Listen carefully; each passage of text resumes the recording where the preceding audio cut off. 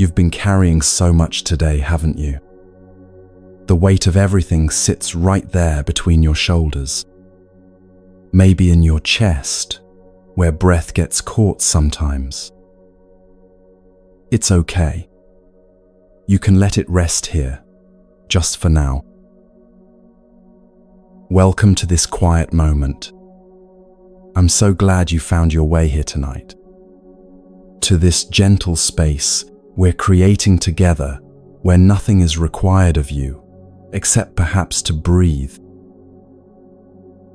You know, 2,500 years ago, someone else sat down feeling exactly like you do right now. His name was Siddhartha, though the world would come to know him as the Buddha. But tonight, he's just someone who understands. Someone who knew what it felt like when sleep wouldn't come, when thoughts kept spinning, when tomorrow felt too heavy. He found something, a way of being that changed everything, not through force, but through a kind of letting go. And that's what we'll explore together, as gently as clouds crossing the night sky, as softly as your breath beginning to slow just a little.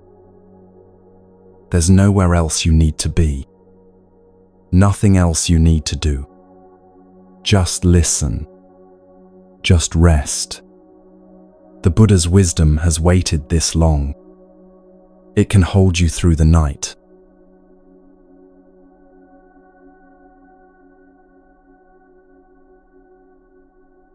Imagine for a moment you're walking through a garden. Not just any garden, but one where every flower blooms perfectly, where no leaf ever browns, where even the shadows fall just so. This was young Siddhartha's world.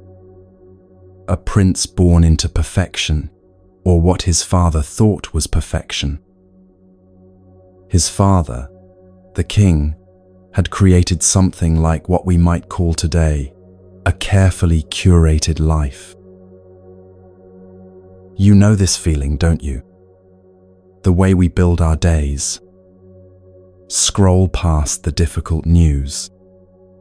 Schedule our time to avoid the uncomfortable conversations. Create routines that keep us safely distant from life's sharper edges. Siddhartha lived in 3 palaces, one for each season. Always the perfect temperature. Always surrounded by beauty, youth, and laughter. The story begins before he was even born. When his mother was pregnant, she had a dream. A white elephant with 6 tusks entered her side. The wise men said this meant her child would be extraordinary. But extraordinary can mean many things. The astrologers gathered when he was born. They examined the baby's features, the lines on his tiny palms, and they told the king something that made his heart both swell and sink. This child will either rule the world or leave it all behind to seek truth. Can you imagine being a parent and hearing that? Your child might become everything you dream of, or they might walk away from everything you've built. The king did what any loving parent might do. He tried to tip the scales. He decided to make the world so beautiful, so perfect, that his son would never want to leave. Every morning, gardeners would slip through the grounds before dawn. They removed any flower that showed signs of wilting, any leaf that had begun its journey back to earth. The prince must see only life in its fullness, never its fading. The servants were carefully chosen. Only the young, only the healthy, only the beautiful. If someone fell ill, they were quietly moved to another part of the kingdom. If someone grew old, they found work elsewhere. It's strange, isn't it? How familiar this feels. We do this too, in our own ways. We filter our photos until every flaw disappears. We share only the highlights, never the struggles. We build our own palace walls made of busy schedules and careful smiles. The young prince grew up in this bubble of beauty. He learned to read and write on golden tablets. He mastered archery by shooting at targets made of flowers. He rode horses that were trained never to stumble. But something was happening inside him. Something his father couldn't control. Have you ever had everything you're supposed to want and still felt empty? That was Siddhartha at 16. At 20. At 25. The older he grew, the stronger this feeling became. He would stand at the palace windows for hours, looking out at the walls that kept the world away. Sometimes servants found him there at dawn, having stood there all night. "What are you looking for, my prince?" they would ask. He couldn't answer because he didn't know. He was looking for something he'd never seen, longing for something he couldn't name. This is so human, isn't it? This longing for something more. You felt it too. Maybe when you achieved that goal you'd worked so hard for, and it didn't fill you the way you thought it would. Maybe when you bought that thing you'd saved for, and the happiness lasted about as long as the drive home. The Buddha would later say, "The mind is like water. When agitated, it becomes difficult to see. When calm, everything becomes clear." But young Siddhartha's mind was anything but calm. Despite the perfect gardens, despite the constant celebrations, or perhaps because of them, his father noticed the restlessness. So he did what seemed logical. He gave his son more entertainment, more luxury, more distractions. At 16, Siddhartha was married to a beautiful princess named Yasodhara. She was kind and loving, everything a prince could want in a wife. But the emptiness remained. They filled his days with activities. Morning, lessons with the finest teachers. Afternoon, sports and games with other young nobles. Evening, feasts and performances. Every moment scheduled, every hour filled. Sound familiar? How many of us do the same thing? We wake up to our phones. We fill every quiet moment with podcasts, videos, messages. We're afraid of what might bubble up if we just sat still. Siddhartha was 29 when everything changed. 29, with a newborn son. He should have been at his happiest.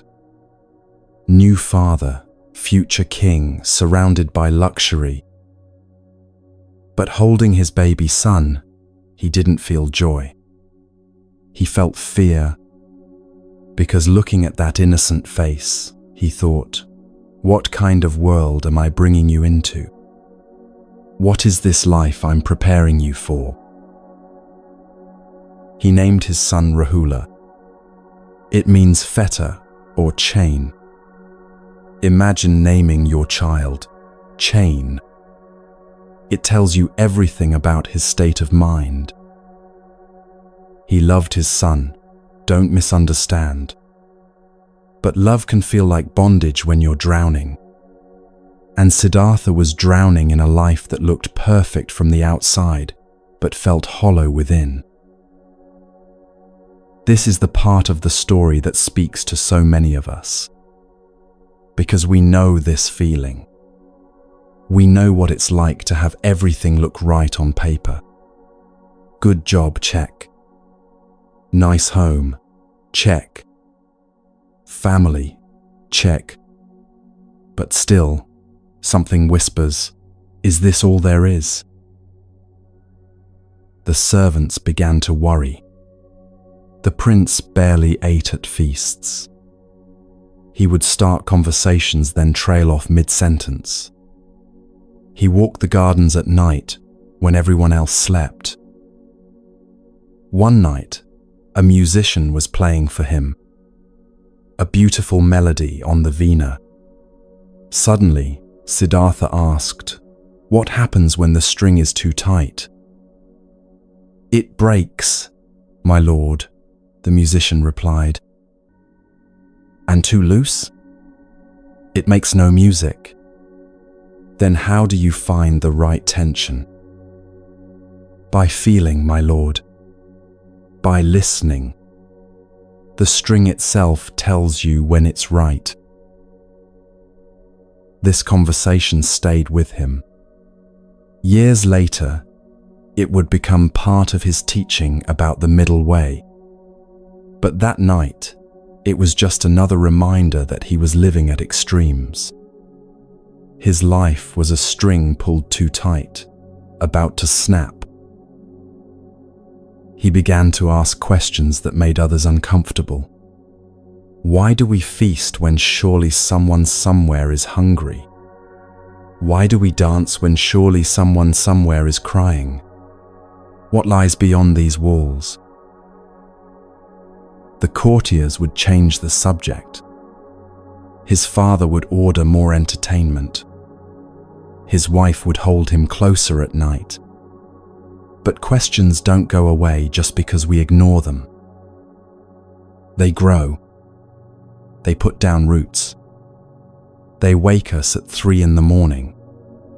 They follow us through our carefully planned days. This is where the Buddha's story becomes your story.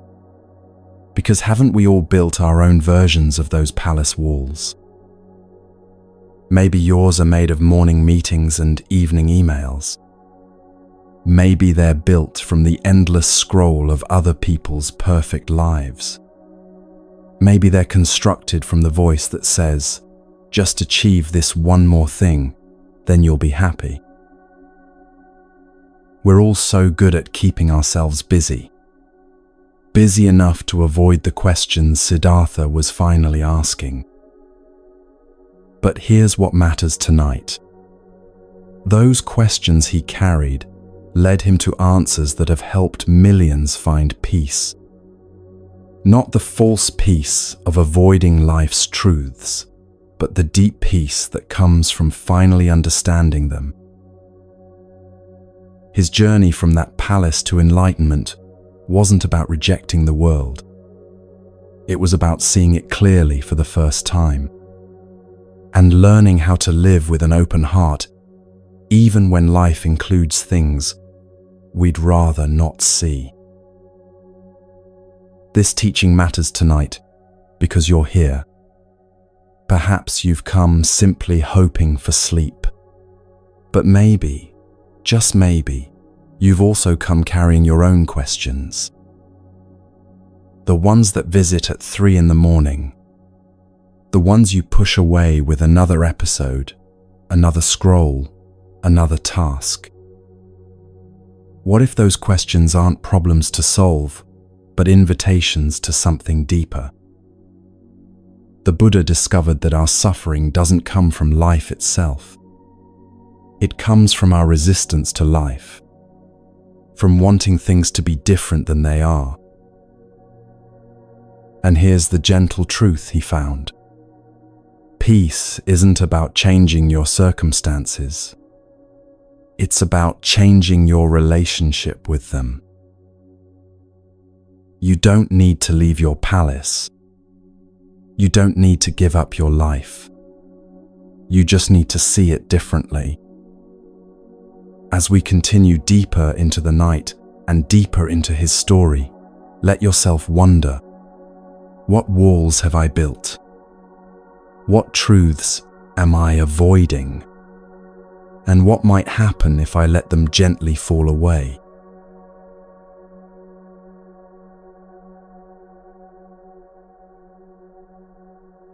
The morning arrived like any other. Except today, something would shatter. Not all at once, but slowly, like cracks, spreading across ice. The sun painted the palace walls gold. Birds sang in the gardens. Servants moved quietly through the halls, preparing for another perfect day. But perfection was about to meet reality. There was to be a festival in the city. Siddhartha, now 29, would preside over it as crown prince. It was a duty he'd performed many times, yet today felt different. Have you ever woken knowing something was about to change? He dressed in his finest robes, jewels that caught the light, a crown that felt heavier than usual.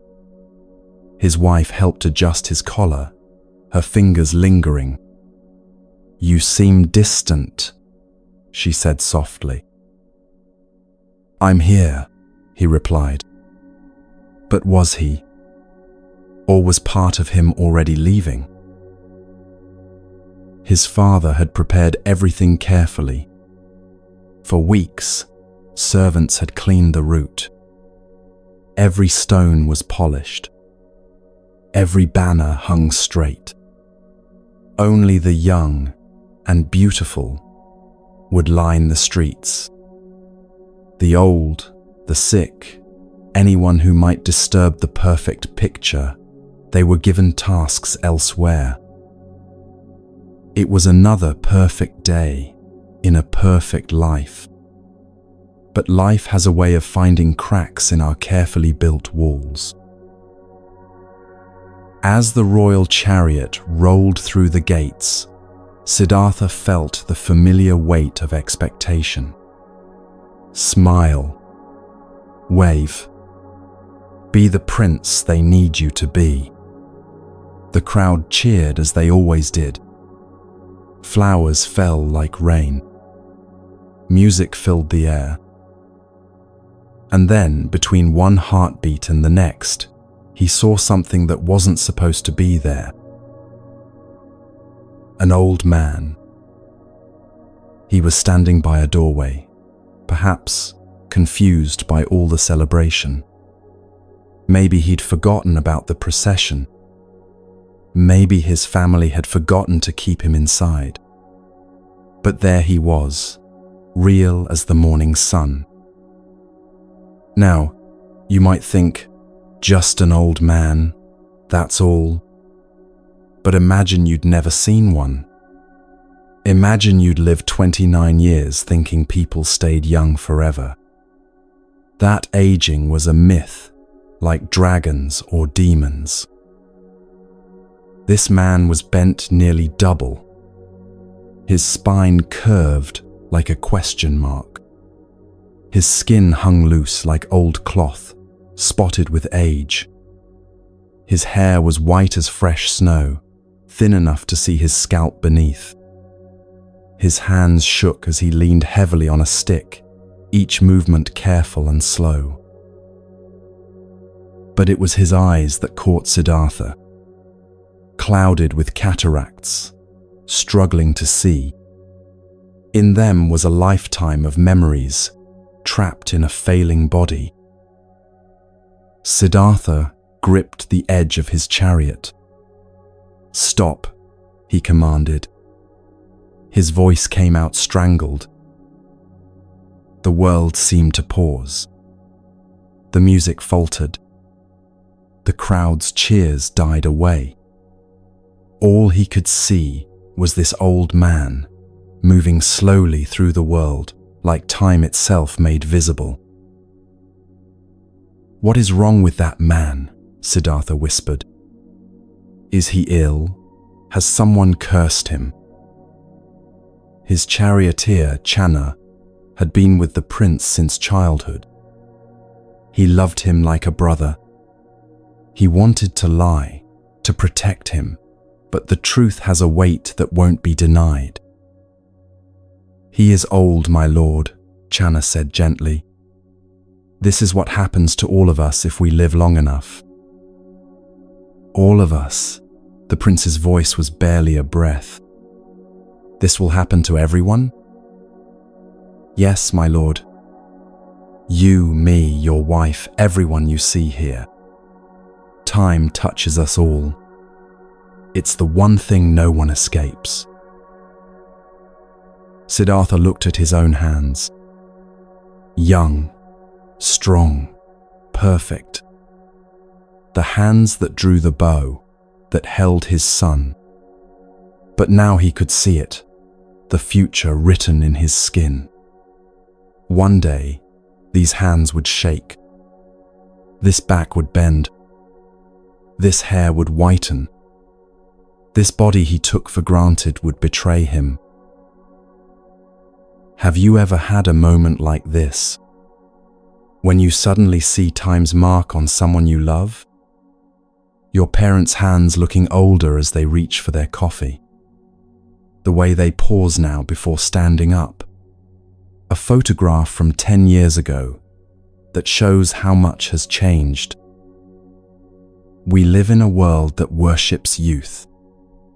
Anti-aging creams promise to turn back time. We smooth our photos until we're unrecognizable. We dye our hair, inject our wrinkles away, desperately fighting what cannot be fought. We do everything Siddhartha's father did, try to hide from time. But there in that street, Siddhartha saw what we all must see eventually. Time is not our enemy. It's our teacher. It whispers, what matters? If time is limited, what truly matters? The chariot moved on, but Siddhartha was no longer the same. He saw the young dancers differently now. In their smooth faces, he saw future wrinkles. In their graceful movements, he saw tomorrow's shuffle. In their laughter, he heard the quaver of age. The festival continued, but for him, the music had changed.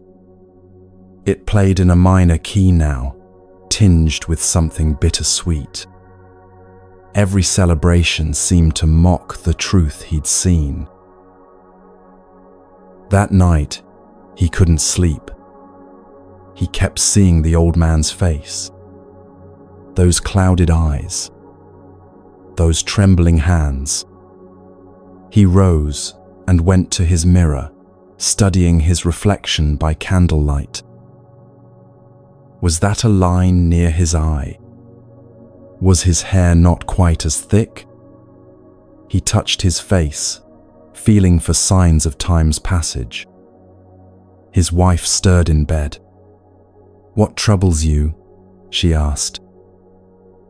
How could he explain? How could he tell her that he'd discovered they were all dying, just slowly? That every day was both a gift and a theft? Days passed in a strange haze. Food lost its taste. Music lost its joy. The king noticed his son's distraction and arranged another outing. "Fresh air will do you good," he said, not knowing he was sending his son toward another revelation. Again, the streets were prepared. Again, everything was perfect.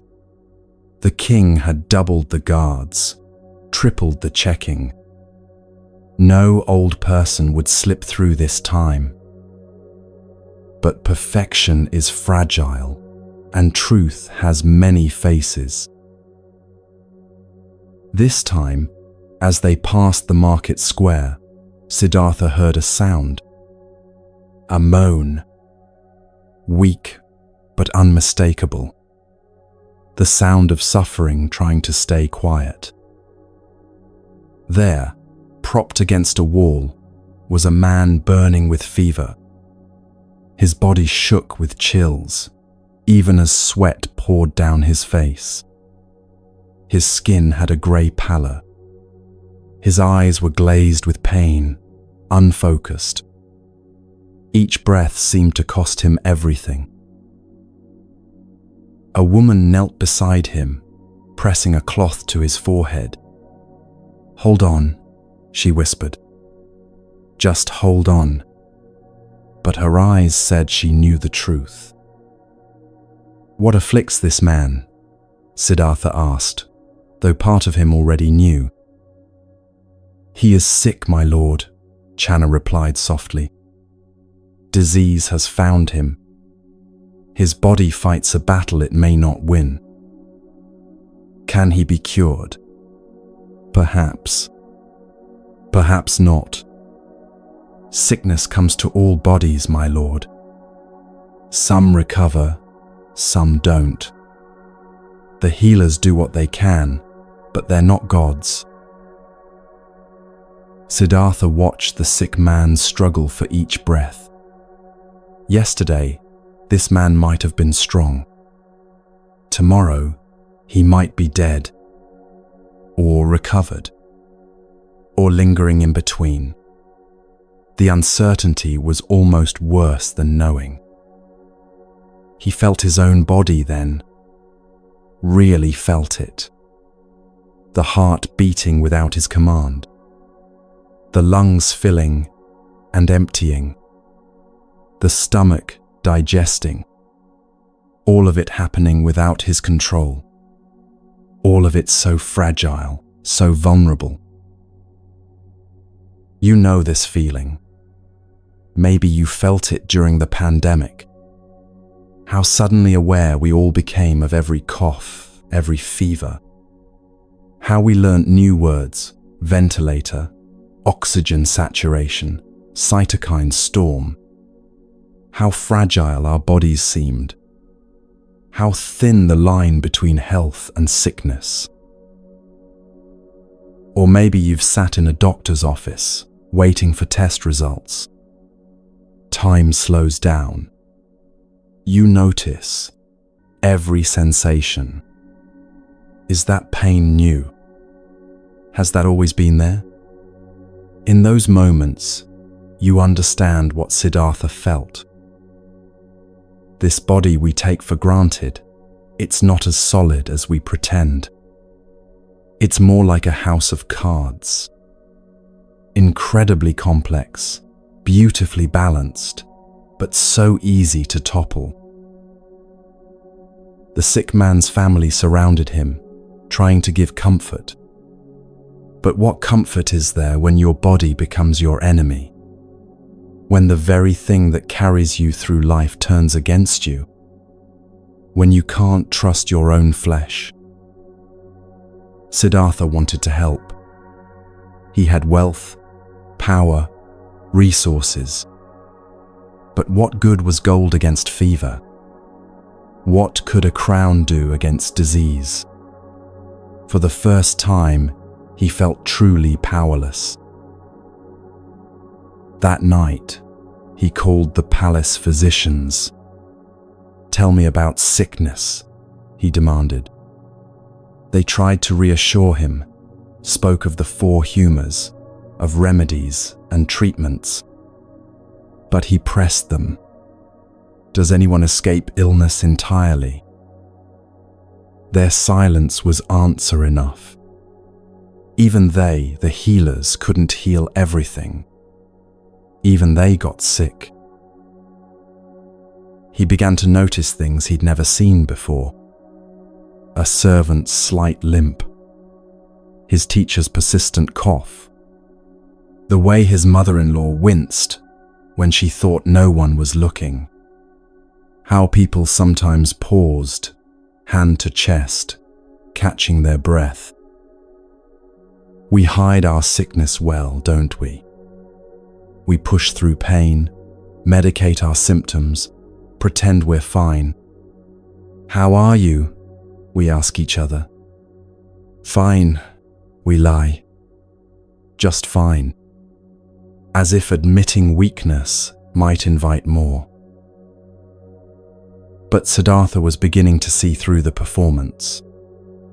We're all walking around in bodies that could betray us at any moment. A cell could mutate. A vessel could burst. A virus could invade. And yet we plan as if we'll be healthy forever. The third sight came weeks later. By now, the king had tripled the guards, checked every person who might be near the prince's route. The city was practically under lockdown when the prince traveled. But death keeps its own schedule. It was a quiet street, a back route they'd taken to avoid crowds. As the chariot rounded a corner, they encountered a funeral procession. It was too late to turn back, too late to shield the prince's eyes.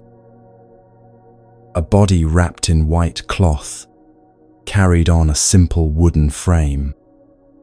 So still, so absolutely still. Behind it, people wept as if their hearts would break. The sound of grief filled the air like smoke. Siddhartha had never seen a corpse. The stillness of it shocked him. This wasn't sleep. Sleep had movement, breath, the possibility of waking. This was an absence so complete, it made the air around it seem heavy. "What has happened to this person?" he asked, though the words felt strange in his mouth. Foreign. Impossible. Chana's voice was gentle as a father explaining to a child. "He has died, my lord. His life has ended." Ended? The concept was foreign. But where has he gone? Where is the person who lived in that body? "No one knows for certain, my lord. The body remains, but what made him who he was, his thoughts, his laughter, his love, that has departed. Like a bird leaving its nest. The nest remains, but the bird is gone." Siddhartha watched the mourners. Their grief was raw, primal. A woman collapsed, held up by others. Her cries weren't words, just sounds of loss. A child tugged at his mother's sari. "When will father wake up?" he asked. "When is he coming home?" The mother couldn't answer. How do you explain forever to a child? How do you explain it to yourself? "Will this happen to everyone?" Siddhartha asked, though he feared the answer. "To everyone, my lord. The young, the old, the rich, the poor. Death plays no favorites. It comes to the good and the wicked alike." "To me?" "Yes." "To my wife? My son?" "Yes, my lord." "To all who are born." The world tilted. Everything Siddhartha had built his life on crumbled. What was the point of being a prince if even kings die? What was the point of accumulating wealth if you leave it all behind? What was the point of anything if it all ended in a wooden box? This is the moment we all face eventually. Maybe it comes when we lose someone we love. The phone call at 3 a.m. The diagnosis. The accident. Maybe it comes in a quiet moment when we realize our own mortality. But it comes. And when it does, everything changes. The promotion you're chasing, does it matter if you won't be here forever? The grudge you're holding, is it worth the time it's stealing? The life you're postponing until retirement, what if you don't make it that far? Siddhartha returned to the palace, a different man. He looked at his sleeping son and saw not just life, but future loss. He held his wife and felt not just love, but coming grief. Everything beautiful was now tinged with sadness. Every joy carried the seed of sorrow. But then came the fourth sight, the one that changed everything, the one that offered hope. It was a simple morning. No festival, no procession. Siddhartha had convinced Channa to take him out quietly, without fanfare. He needed to think, to process what he'd seen. The weight of mortality sat on his shoulders like a mountain. As they passed through a quiet grove, they saw a man sitting under a tree. But this was no ordinary man. He wore simple robes, yellow-orange like the dawn. He owned nothing but a bowl. His head was shaved, his feet bare. And yet, his face held a peace Siddhartha had never seen. Not the false peace of ignorance. This man's eyes were wide open, seeing everything. The lines on his face showed he'd lived, suffered, learned. But somehow, he had found a way to be at peace with it all. "Who is this?" Siddhartha breathed. "What kind of man sits so still while the world spins in chaos?" "A seeker, my lord," Channa explained. "One who has left the ordinary world to search for truth. He seeks to understand the meaning behind age, sickness, and death. He looks for what doesn't die." Siddhartha stared. Here was someone who had seen what he'd seen, but hadn't despaired. Instead, he'd turned it into a quest. He'd taken the problem and made it a path. "May I speak with him?" Siddhartha asked. His voice held a desperate hope. The seeker opened his eyes and smiled. It was a smile that held sorrow and joy in equal measure. "Peace to you, young prince," he said. "I see the questions in your eyes." "How do you have peace?" Siddhartha burst out. "When you know about old age, sickness, death, how do you smile when everything ends? When nothing lasts?" The seeker's smile deepened. "Because I seek what lies beyond these things. The body ages, but what of consciousness? The form dies, but what of essence?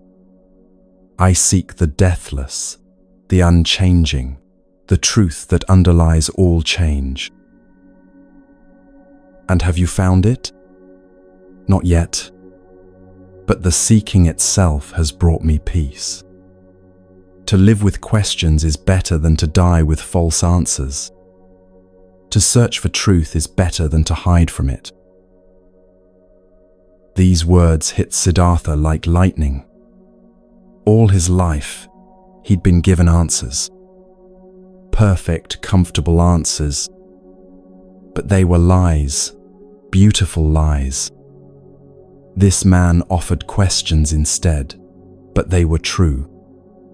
Hard questions that led somewhere real. "How do I begin?" Siddhartha asked. "How do I search for what doesn't die?" "You've already begun," the seeker replied. "The moment you saw truly, your journey started. Now you must decide. Will you turn away from what you've seen? Will you try to forget? Or will you walk toward understanding? But I have duties, Siddhartha said. A wife, a son, a kingdom. And what will you give them? The seeker asked gently. A man who lives in fear of death, or one who has found what lies beyond it? Which would serve them better? As they returned to the palace, Siddhartha was silent. But inside, a revolution was happening. He'd seen the problem, old age, sickness, death. But he'd also seen that there might be an answer. Not an answer that denied these realities, but one that transcended them. Not an escape from life, but a way to live fully, even knowing how it ends. This is what the four sights teach us. We can't unsee reality once we've glimpsed it. We can't go back to pretending everything is fine, but we can go forward. We can seek. We can question. We can look for what doesn't age, sicken, or die within us. Not our bodies, but something deeper. Not our forms, but our essence. Tonight, as you lie here listening, you're on the same journey. You've seen your own versions of the four sights. You know about time and loss. You've felt your body's fragility. You've grieved. You've wondered what it all means. But you're also seeking. That's why you're here. Looking for peace, not despite life's difficulties, but within them. Looking for what doesn't change in a world where everything does. The Buddha's journey began with seeing clearly. Yours begins the same way. Not turning away from truth, but turning toward it. Not with despair, but with the courage to seek what lies beyond. The courage to ask the questions that matter. The wisdom to know that some questions are better than any answer.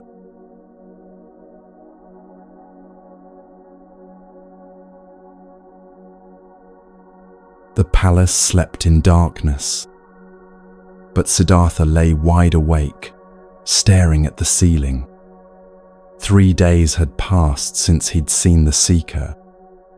3 days of pretending everything was normal. 3 days of feeling like he was drowning in silk sheets. Have you ever known you had to make a choice that would change everything?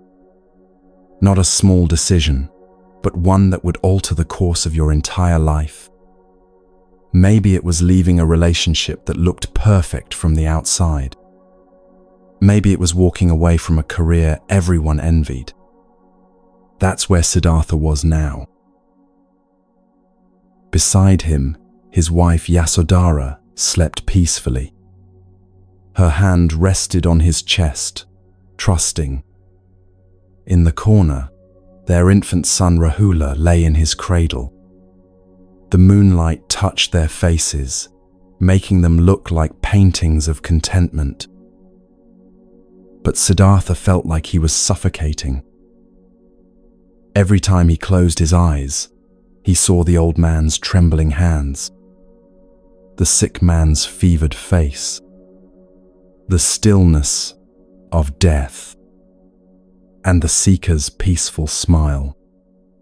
That smile that said there was another way. He rose quietly and walked to the window.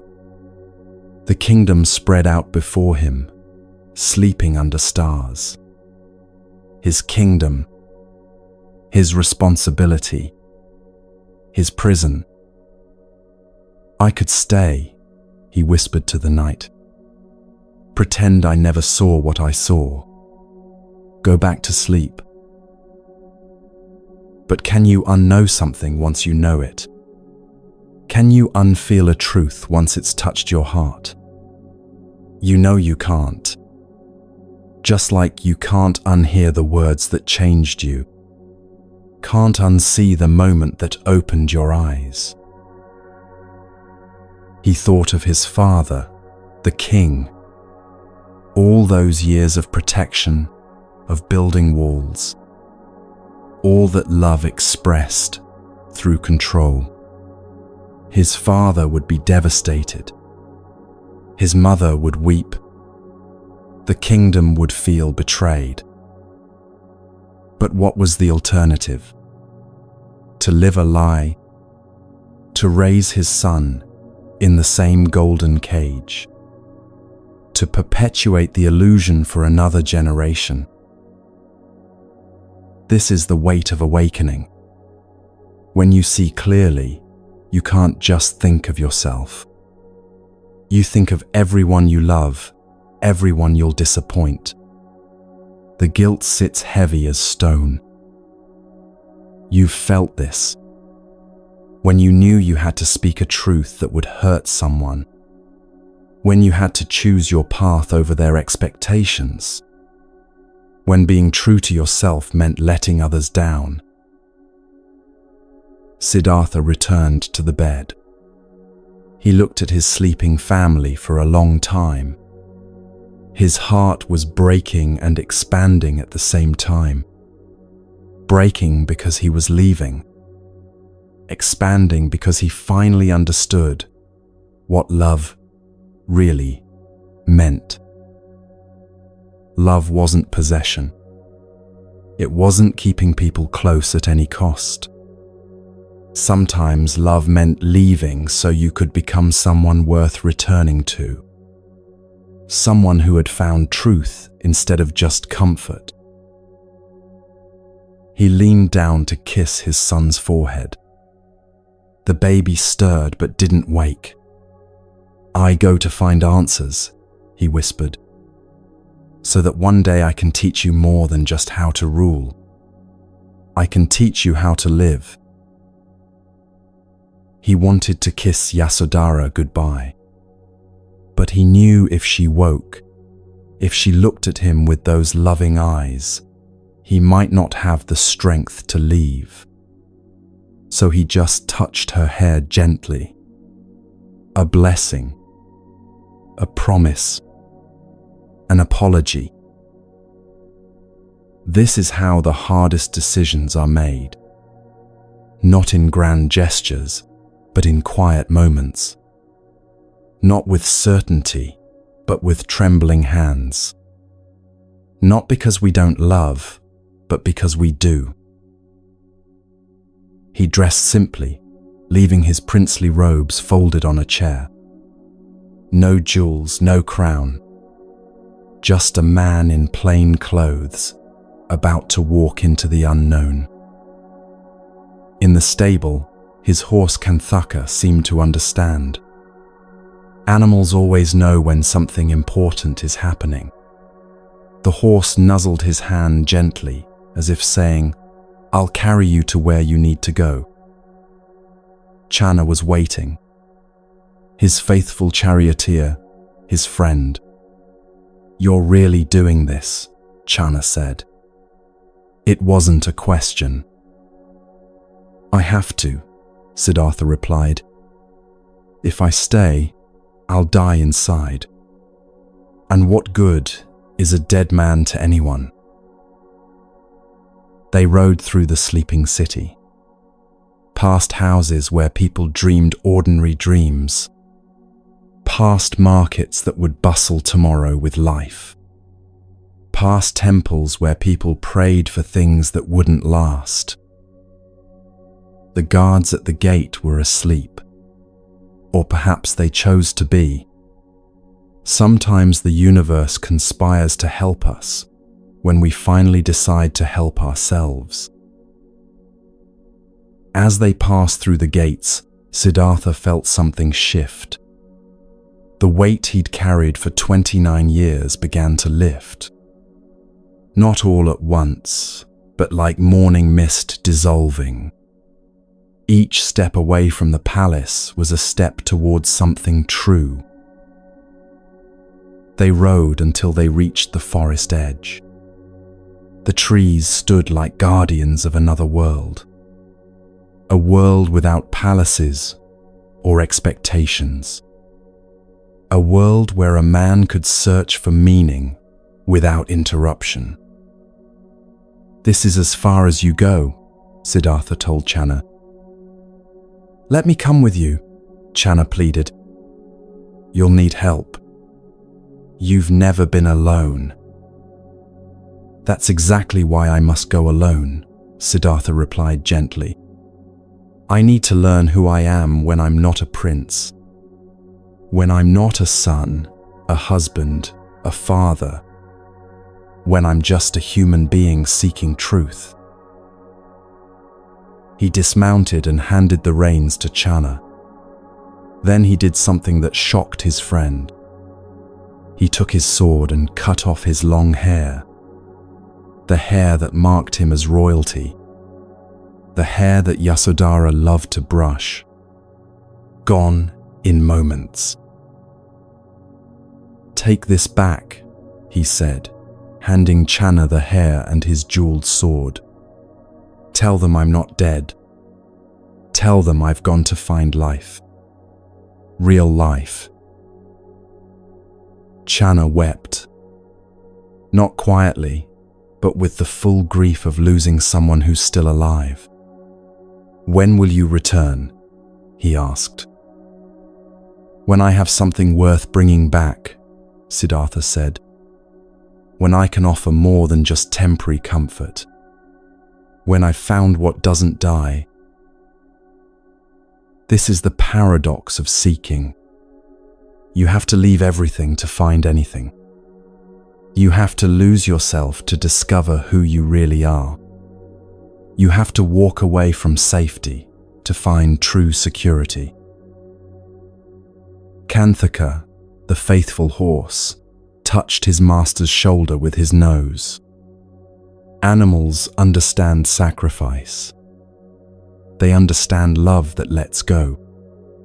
Legend says the horse died of grief soon after, but perhaps it was completion. His purpose fulfilled. Siddhartha walked into the forest. No longer a prince. Not yet a Buddha. Just a man with questions bigger than his fear. You know this moment. Maybe not as dramatically, but you know it. The moment you finally said, "I can't do this anymore." The moment you chose uncertainty over familiar pain. The moment you stepped into your own forest. Maybe it was leaving a job that paid well, but crushed your spirit. Everyone said you were crazy. In this economy, they asked. But you knew staying would cost more than money. It would cost your soul. Maybe it was ending a relationship that looked perfect on social media.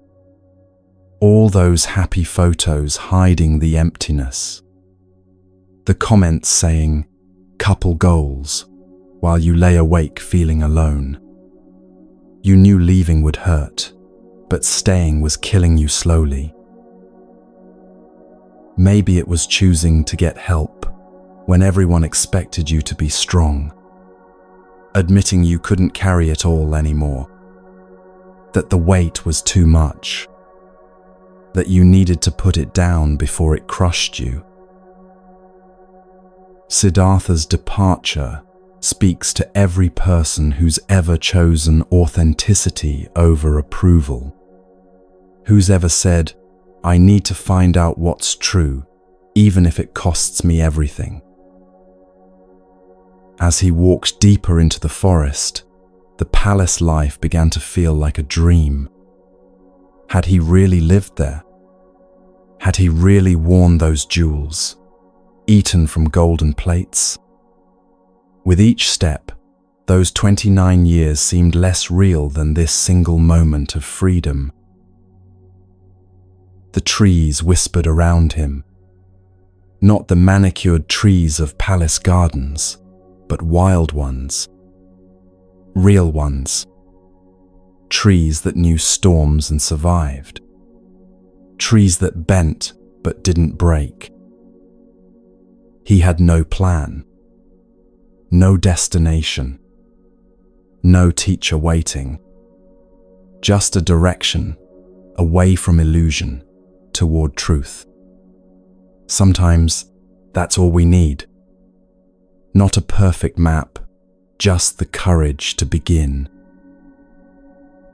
The sun began to rise. His first sunrise as a free man. The light touched the leaves, turning them gold. Not the artificial gold of palace decorations, but nature's gold. Temporary, changing, real. He thought of Yasodhara waking to find him gone. The pain twisted in his chest. But he also thought of the alternative. Growing old in that palace, passing on the same beautiful lies to his son. Which was the greater cruelty? This is what courage looks like. Not the absence of doubt, but moving forward despite it. Not knowing you're right, but knowing you can't stay wrong. Not having answers, but finally asking real questions. As the morning warmed, he met his first test. A merchant passed by and recognized him despite his shorn hair. "Prince Siddhartha, is that you? Your father will pay handsomely for your return." For a moment, just a moment, Siddhartha wavered. How easy it would be to go back, to slip back into that comfortable life, to pretend this was just a strange dream. But then he remembered the old man, the sick man, the corpse, the seeker's smile. "I am no prince," he said quietly. "I am just a man looking for truth. Tell the king his son is dead. Someone new has been born." The merchant hurried away, confused. But Siddhartha felt lighter. He had passed his first test. Not the last, but the first. As days turned into weeks, the forest became his teacher. Hunger taught him about desire. Cold taught him about comfort. Solitude taught him about the noise he'd carried inside. He learned to beg for food. The prince who'd eaten from golden bowls now held out his hands for scraps. And strange thing, the simple rice tasted better than palace feasts. Because it was real. Because it was earned. Because it came without the weight of expectation. This is what letting go teaches us. The things we think we need, we don't. The things we cling to, they cling to us. Freedom isn't having everything. It's needing nothing. But Siddhartha wasn't there yet. He was just beginning. The prince was dying, yes, but what would be born? He didn't know. That not knowing was both terrifying and liberating. As you lie here tonight, think about your own departures. The ones you've made. The ones you're considering. The ones that call to you in quiet moments. What palace are you living in? What beautiful prison have you built? What truth are you avoiding? What forest calls your name? You don't have to leave everything like Siddhartha did. But maybe there's something you need to leave. A belief that no longer serves you. A role that's become too small. A fear that's kept you safe, but also kept you small. The great departure isn't always about geography. Sometimes it's internal. Sometimes the forest is in your own heart. Sometimes the journey is from who you've been told to be to who you really are. Siddhartha's footsteps led him away from one life and toward another. But really, they led him toward himself. The self that existed before titles and expectations. The self that would exist after everything else fell away. Your footsteps can do the same. One step at a time. One choice at a time. One breath at a time. Away from what no longer serves. Toward what might be true.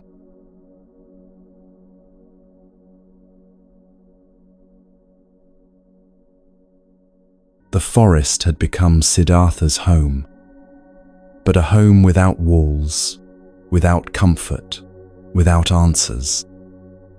6 months had passed since he'd left the palace. 6 months of wandering, and still the questions burned inside him. He'd heard of a great teacher named Alara Kalama, a master who, people said, had found the way beyond suffering. Siddhartha's heart lifted. Perhaps this was why he'd left everything. Perhaps this teacher held the key. You know this feeling. When you discover a new book, a new method, a new guru who promises to have the answer. That surge of hope. This time, you think. This time I'll find what I'm looking for. Alara Kalama lived in a grove with hundreds of disciples. They sat in perfect rows, eyes closed, bodies still as stones. The very air seemed to vibrate with concentration. "Teach me," Siddhartha said simply. The master looked at him with eyes that seemed to see through everything.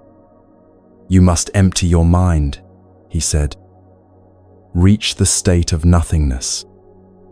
Beyond thought, beyond feeling, beyond everything." Siddhartha threw himself into the practice. Hours of meditation. Days of stillness. He learned to slow his breath until it almost stopped. He learned to quiet his thoughts until they whispered, then until they went silent. It was like diving deep underwater. The noise of the world faded. The pain of existence dimmed. In the depths of meditation, there was peace. A kind of peace. But when he surfaced, everything was still there. The questions, the suffering, the world unchanged. This is what happens with escape, isn't it? Whether it's meditation or medication, work or wine. We can check out for a while, find temporary relief. But we always have to come back, and nothing has really changed. After months of practice, Siddhartha mastered everything Alara Kalama taught. He could reach that state of nothingness at will. The teacher was impressed. "You've equaled me," he said. "Stay. Teach alongside me." But Siddhartha felt hollow. "This nothingness," he asked, "does it end suffering permanently?" The teacher's silence was answer enough. It was a temporary escape, not a solution. A hideout, not a home.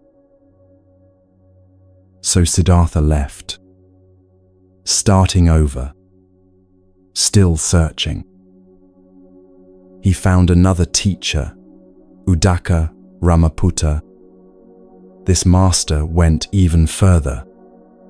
Beyond nothingness, he taught, is neither perception nor non-perception. The ultimate state. More months of practice. Deeper states. Siddhartha became like a master athlete of meditation. He could twist his consciousness into any shape, reach any mental state. But still, when he opened his eyes, the world was waiting. Suffering was waiting. Death was waiting. You've done this too, in your own way. Thrown yourself into something that promised to fix everything. Maybe it was a new diet that would finally make you happy with yourself. Maybe it was a productivity system that would finally make you feel accomplished. Maybe it was a relationship that would finally make you whole. And for a while, it worked. The novelty carried you. The effort distracted you. But then the old feelings crept back. The old questions. The old emptiness. Siddhartha left the second teacher too. But now he was angry. Angry at the teachers for not having answers. Angry at himself for hoping they would. Angry at the universe for being so complicated. Perhaps I'm too soft, he thought. Perhaps I need to be harder on myself. Perhaps suffering is the way through suffering. He met 5 ascetics in the forest. Men who'd taken the opposite approach. Instead of escaping the body, they punished it. Instead of seeking comfort, they sought pain. The body is the enemy, they told him. It chains us with its desires. Conquer the body, and you conquer suffering. This made a strange kind of sense to Siddhartha. After all, wasn't it his body that aged? Wasn't it his body that would die? Maybe if he could master it completely, he'd find freedom. So began the harshest chapter of his search. He ate 1 grain of rice a day, then nothing. He stood on 1 foot for hours. He held his breath until he nearly fainted. He sat in the blazing sun, in the freezing rain. His body withered. His ribs showed like a washboard. His eyes sank deep into his skull. When he touched his stomach, he could feel his spine. The 5 ascetics were impressed. "No one has gone as far as you," they said. "Surely you're close to enlightenment." But Siddhartha wasn't close to enlightenment. He was close to death. And in his honest moments, he knew it. He was just trading one extreme for another. Palace luxury for forest torture. Both were prisons. This is so human, isn't it? We swing from extreme to extreme. Overeat, then starve. Overwork, then burn out. Give everything, then withdraw completely. As if the opposite of one mistake could somehow be right. One day, Siddhartha tried to bathe in the river. He was so weak he couldn't climb back up the bank. He clung to a tree root, barely conscious. Is this enlightenment? He wondered. Or is this just another kind of stupidity? A young woman named Sujata found him there. She thought he was a tree spirit. He looked so inhuman. She offered him a bowl of rice pudding, milk and honey and grain. Siddhartha stared at the bowl. To eat it would be to admit failure. 6 years of searching, and he'd found nothing. Every path had led nowhere. Every teacher had disappointed. Every method had failed. But he was dying, and dead men find no answers. He ate. The taste exploded in his mouth. Sweet, rich, alive.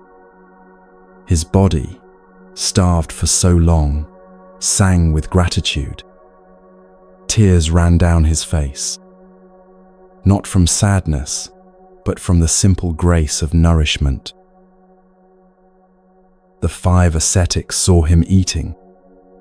They were disgusted. "You've given up," they said.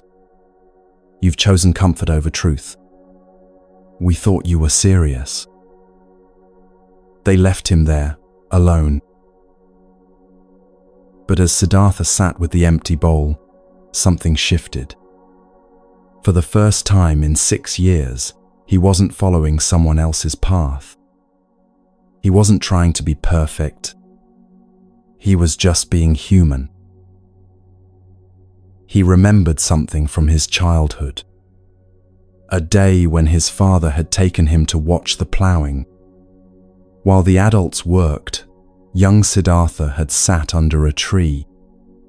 Without trying, without effort, he'd fallen into a natural peace. Just sitting. Just breathing. Just being. What if I've been trying too hard? He wondered. What if the answer isn't in extremes but in balance? He thought of the musician's words from long ago. The string too tight breaks. Too loose makes no music. The middle way. This is such a profound moment. When we stop trying to be perfect. When we stop punishing ourselves for being human. When we realize that maybe, just maybe, we're allowed to be kind to ourselves. You've had moments like this. When you finally stopped the crazy diet and just ate normally. When you stopped trying to be super parent and just loved your kids as you are. When you stopped comparing yourself to everyone else and just lived your life. Siddhartha spent days recovering by the river, eating when hungry, sleeping when tired. Not too much, not too little. Just enough. His body began to heal, but more importantly, his mind began to clear. Without the extremes of indulgence or denial, he could finally think straight. He realized something crucial. All his searching had been driven by wanting. Wanting answers. Wanting to escape suffering. Wanting to be special. Wanting enlightenment itself had become just another desire. What if he stopped wanting? Not through force, but through understanding. What if he just sat with what is, instead of always reaching for what might be? He found a fig tree by the river. Later, people would call it the Bodhi tree. But that evening, it was just a tree with good shade and strong roots. He made a cushion of grass and sat down. Not to achieve anything. Not to become anything. Just to sit. Just to be present with whatever arose. "I will not move from this spot," he vowed quietly, "until I understand." Not someone else's understanding, not some special state, just simple, clear seeing of what is true. The sun set. The stars emerged. Night creatures began their songs. And Siddhartha sat, not straining, not expecting, just sitting. This is where the real journey begins. Not in the dramatic gesture, not in the extreme effort, but in the quiet moment when we stop trying to be anywhere other than where we are. All those years of searching had brought him here. Every failed path had been necessary. The palace had shown him what didn't satisfy. The teachers had shown him what didn't last. The extremes had shown him what didn't work. Now, with nothing left to try, he could finally just be. As you rest here tonight, consider your own search. What extremes have you tried? What perfect solutions have failed you?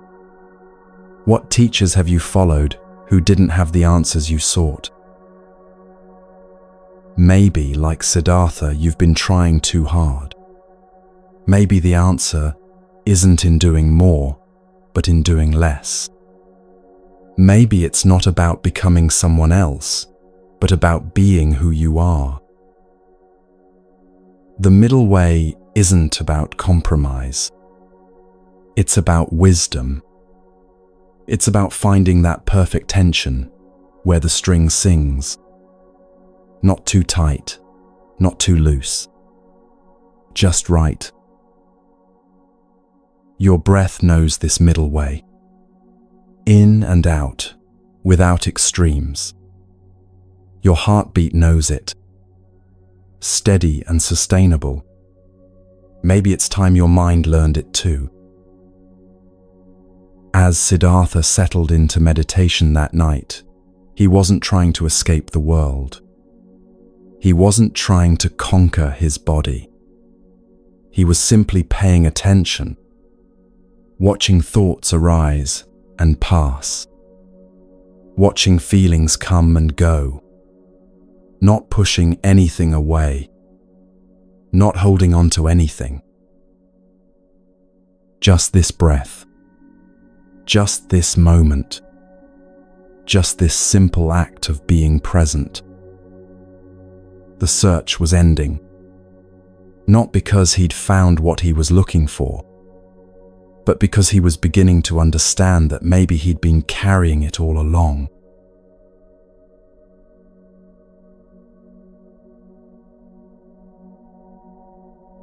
The tree stood ancient and patient, its roots deep in the earth, its branches reaching towards stars.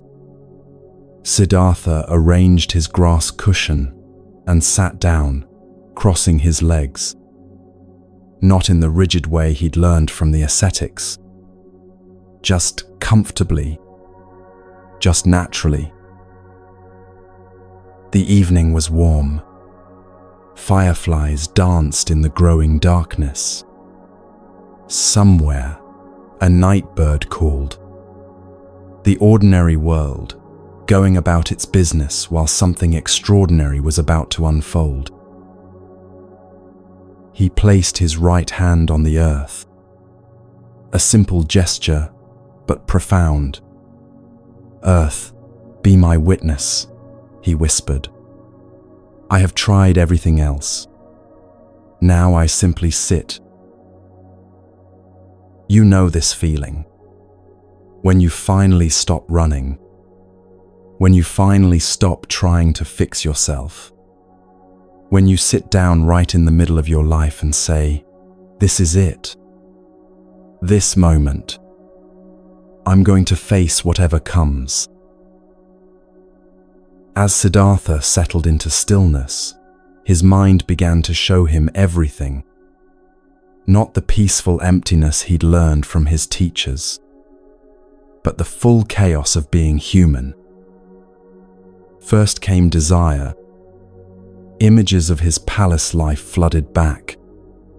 Silk sheets, delicious foods, his wife's embrace, the warmth of his son in his arms. You could go back, the thoughts whispered. No one would blame you. You've tried. You've done more than most. Go home to comfort. But Siddhartha just watched these thoughts, like clouds passing across the moon, beautiful but temporary. He didn't push them away. He didn't grab onto them. He just noticed. This is meditation's secret. Not emptying your mind. That's impossible. But watching your mind, seeing its patterns, understanding its nature. Next came fear. What if he was wasting his life? What if there were no answers? What if he sat here forever and nothing happened? What if he'd abandoned his family for nothing? The fear felt real. It always does. Your fears feel real too, don't they?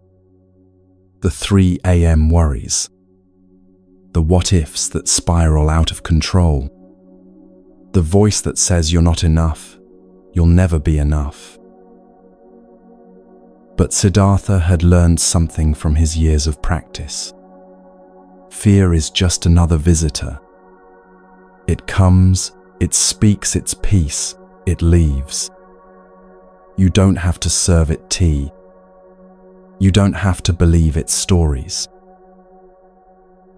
As the night deepened, the challenges intensified. In the traditional story, they call this visitor Mara, the tempter, the obstacle. But really, Mara is just our own mind. All the ways we sabotage ourselves. All the voices that keep us small. Who are you to seek enlightenment? Mara whispered. You're just a spoiled prince playing at spirituality. Real seekers suffer more. Real seekers are more pure. You ate that rice pudding. You gave up. Sound familiar? That voice that says you're not qualified for happiness. That you haven't earned peace. That other people deserve good things, but not you. We all have that voice. But Siddhartha did something beautiful. He didn't argue with Mara. He didn't try to prove his worth. He simply touched the earth again and said, "The earth is my witness. I have a right to be here. I have a right to seek truth." This is so powerful. Not earning your place through suffering. Not proving your worth through achievement. Simply claiming your birthright as a human being. You have a right to seek peace. You have a right to be happy. The earth itself confirms this. As midnight approached, Siddhartha's awareness deepened. He began to see not just his own mind, but the nature of all minds. The patterns that trap us all. He saw how desire leads to grasping, how grasping leads to fear of loss, how fear leads to anger, how anger leads to blindness. Round and round, the wheel of suffering. But he also saw something else. The wheel only turns when we fuel it. When we stop adding wood to the fire, it naturally dies down.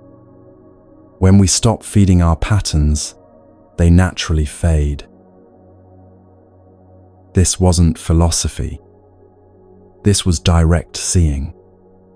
Like finally understanding how you've been tying yourself in knots and realizing you can stop. Hours passed, or maybe minutes, or maybe lifetimes. Time works differently when you're fully present. Have you noticed that? How a moment of real presence can feel eternal. How an hour of distraction passes in a blink. Siddhartha began to remember, not just this life, but the patterns across all existence. He saw how every being struggles, how every being wants happiness, how every being fears pain. The universal story playing out in billions of forms. He felt immense compassion, not pity from above, but recognition. We're all in this together, he realized. Every person I've ever met is fighting the same battle, seeking the same peace, making the same mistakes. Think about this. The person who cut you off in traffic today, they're seeking happiness just like you. The difficult colleague, the challenging relative, all of them just trying to avoid suffering, usually in unskillful ways, but the motivation is the same. As the darkest part of night arrived, Siddhartha faced the deepest fear: death. Not just physical death, but the death of everything we hold dear. The ending of all stories. The ultimate letting go. He didn't run from this vision. He entered it fully. He died to who he had been. The prince died. The seeker died. Even the one who wanted enlightenment died. And in that complete letting go, something else was revealed. Something that doesn't die because it was never born. Something that doesn't suffer because it doesn't grasp. The awareness itself. Pure, simple, always present. You touch this sometimes. In the gap between thoughts. In the moment between sleep and waking.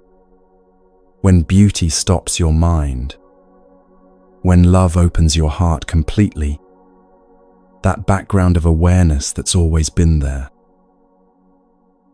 The stars wheeled overhead. The night sounds continued. But for Siddhartha, everything had changed.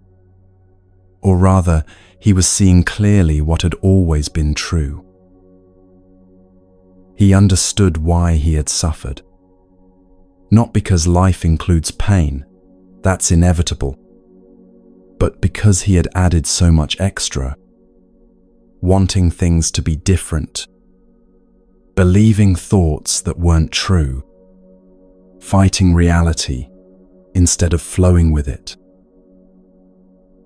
It's like finally seeing that you've been wearing dark glasses all your life. The world isn't dark.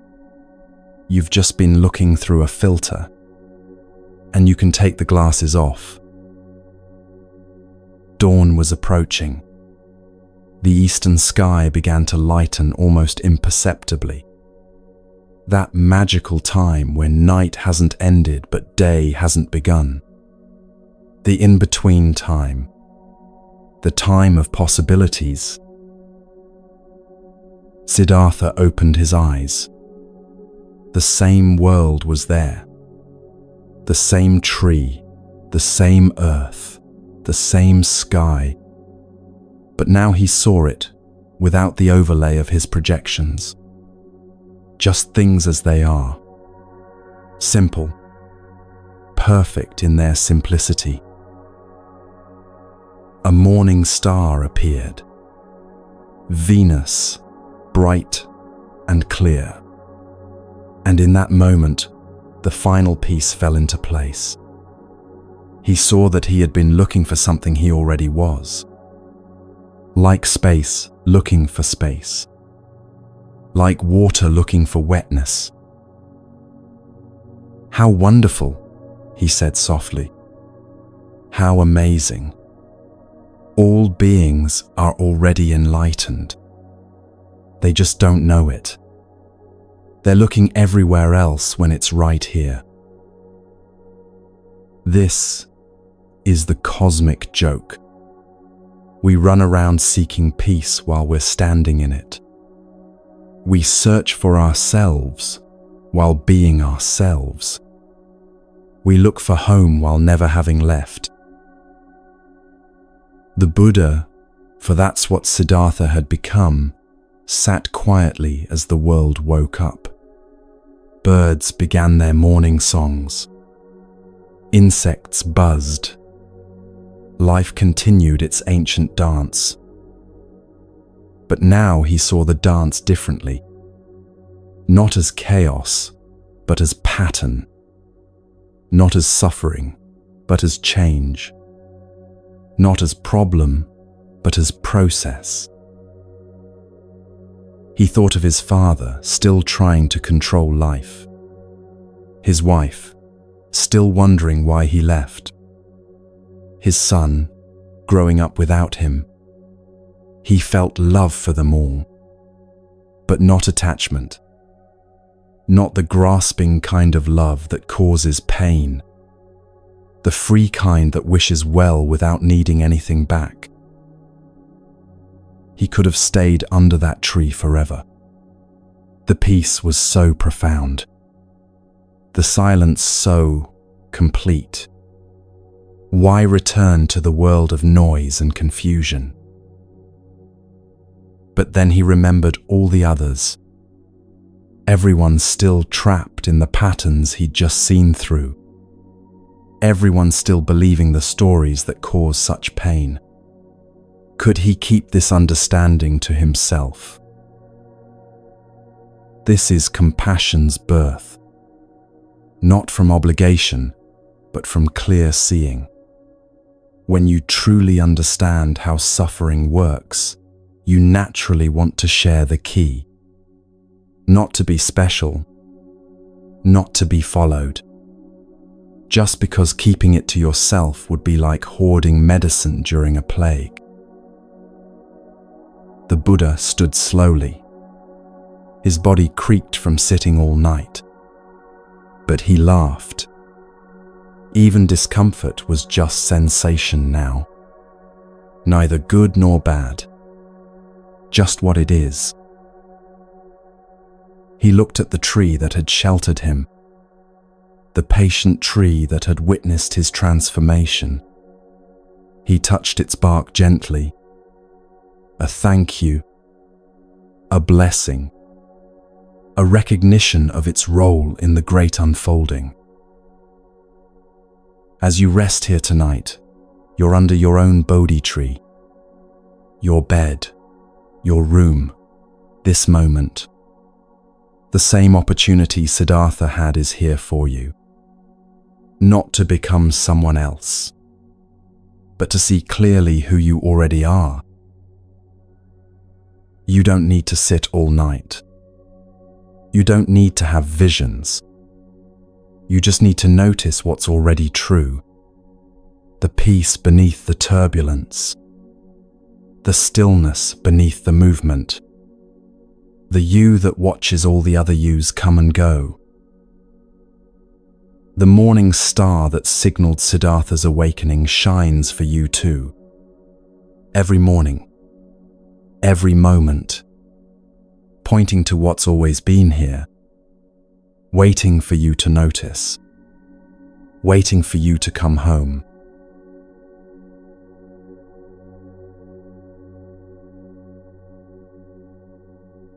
The Buddha sat by a village well, watching people come and go. A woman approached, carrying water jars. Her face was etched with worry lines, her shoulders bent not from the weight of water, but from the weight of life. "Why do you look so troubled?" the Buddha asked gently. She set down her jars, surprised anyone had noticed. "My son is sick," she said. "My husband lost his work. My mother is aging. Every day brings new problems. I pray, I work hard, but suffering never ends." The Buddha nodded. "Tell me," he said, "when you carry water and the jar is cracked, what happens?" "The water leaks out," she replied, confused. "And if you keep filling it, it keeps leaking. I'd be carrying water forever." "Just so," the Buddha said. "We try to fill our lives, but we haven't noticed the crack. We haven't understood why satisfaction keeps leaking away. This is the first noble truth. Life includes suffering, not as punishment, not as failure, but as the nature of things. Like water naturally flows downward, like flowers naturally fade, suffering is woven into the fabric of existence. You know this truth. You feel it every time you check your bank balance with anxiety, every time you look in the mirror and see new lines, every time someone you love is in pain and you can't fix it. But the Buddha wasn't being pessimistic. He was being realistic, like a doctor who must first acknowledge the disease before finding the cure. A young merchant joined them at the well. He was successful, well-dressed, but his eyes were restless. "I heard you speak of suffering," he said, "but I'm not suffering. I have wealth, health, a good family. Your teaching doesn't apply to me." The Buddha smiled. "Tell me about your day," he said. The merchant puffed up. "I woke early to check my goods. Worried about the shipment from the south, storms might delay it. Argued with a supplier about prices. Caught an employee stealing. Worried my competitor is undercutting me. But these are just business challenges. And when you go home tonight, I'll review accounts. Plan tomorrow's strategies. Make sure my sons are studying hard. They must be ready to take over. Check that my wife is managing the household properly." "And when do you rest?" the Buddha asked. "Rest," the merchant laughed. "I'll rest when I have enough. When the business is secure. When my sons are established. When everything is perfect." "So you're not suffering," the Buddha said gently. "You're just constantly anxious, worried, planning, controlling, never satisfied, never at peace. What would you call that?" The merchant fell silent. In that silence, he heard his own heartbeat. Racing. Always racing. This is suffering's secret. It's not always dramatic.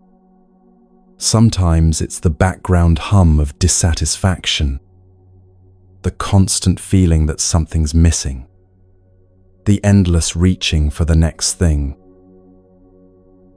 You live this too.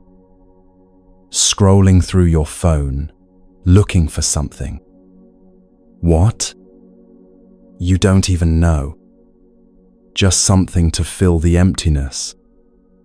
Something to stop the restlessness. An old farmer had been listening. But Buddha, he said, life is hard.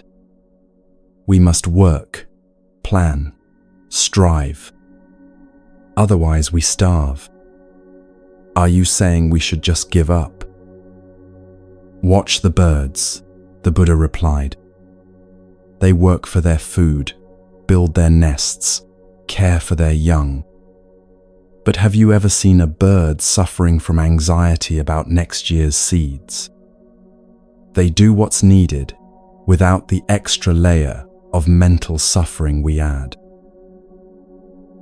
We suffer, he continued, not just from pain, but from our stories about pain. Not just from loss, but from our fear of loss. Not just from aging, but from our rejection of aging. We take life's inevitable challenges and multiply them with our minds. A mother carrying a crying baby approached the well. She looked exhausted. My baby cries all night, she said. I love her, but I'm so tired. Sometimes I feel angry, then guilty for feeling angry. I'm a terrible mother. The Buddha's eyes were kind. The baby's crying is one arrow, he said. Your tiredness is another. But you've added more arrows. Anger at the situation, guilt about the anger, judgment about the guilt. How many arrows are you carrying? She began to cry. So many, she whispered. What if you just carried the first two? He asked. Baby cries, mother is tired. Simple facts. No stories. No judgments. Just what is. This is the second noble truth. We suffer because we want things to be different. We crave pleasure, push away pain. We cling to what we like, resist what we don't. This constant pushing and pulling exhausts us. Think about your own life. How much energy you spend wanting more money, more time, more love, more recognition, or wanting less.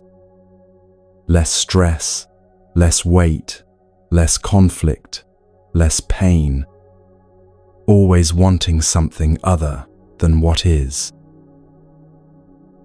A young woman approached, beautiful but anxious. I know about desire, she said. I've tried to eliminate it. I fast, I meditate, I avoid pleasure. But desires keep arising. How can I destroy them? The Buddha picked up a handful of sand. Try to squeeze this sand so tight it can't escape, he said. She squeezed. The sand slipped through her fingers. Now hold it gently, with open palm. The sand rested peacefully in her hand.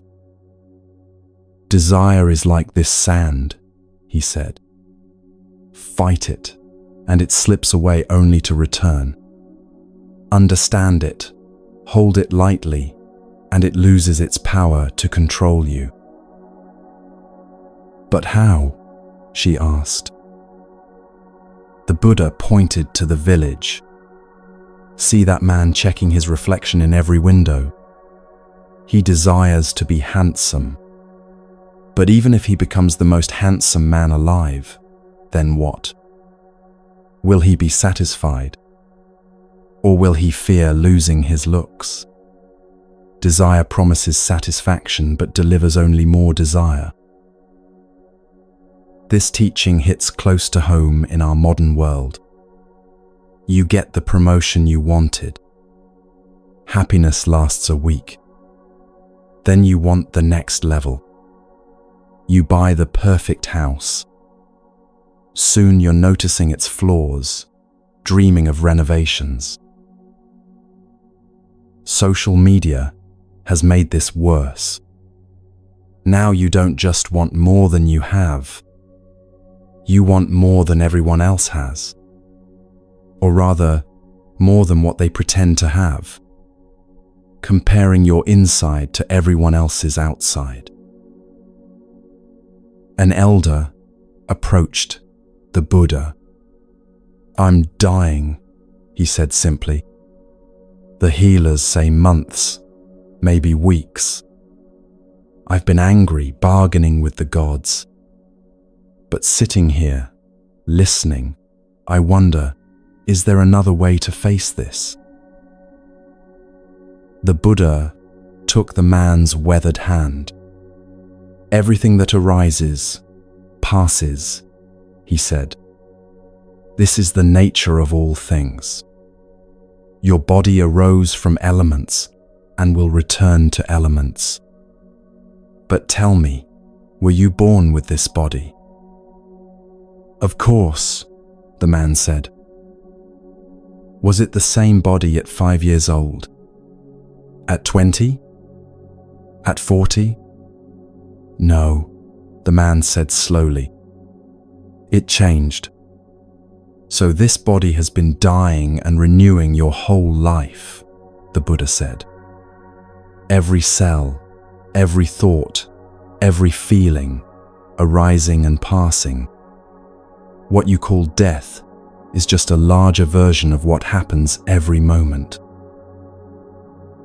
The man's eyes widened. "So I've been practicing dying my whole life." "And practicing rebirth," the Buddha smiled. "Every morning you wake slightly different. Every breath is a small death and birth. When you understand this, death loses its sting. It's just change, and you've been changing all along. This is the truth of impermanence. Everything changes. Nothing remains the same. Not your body, not your thoughts, not your relationships, not your problems.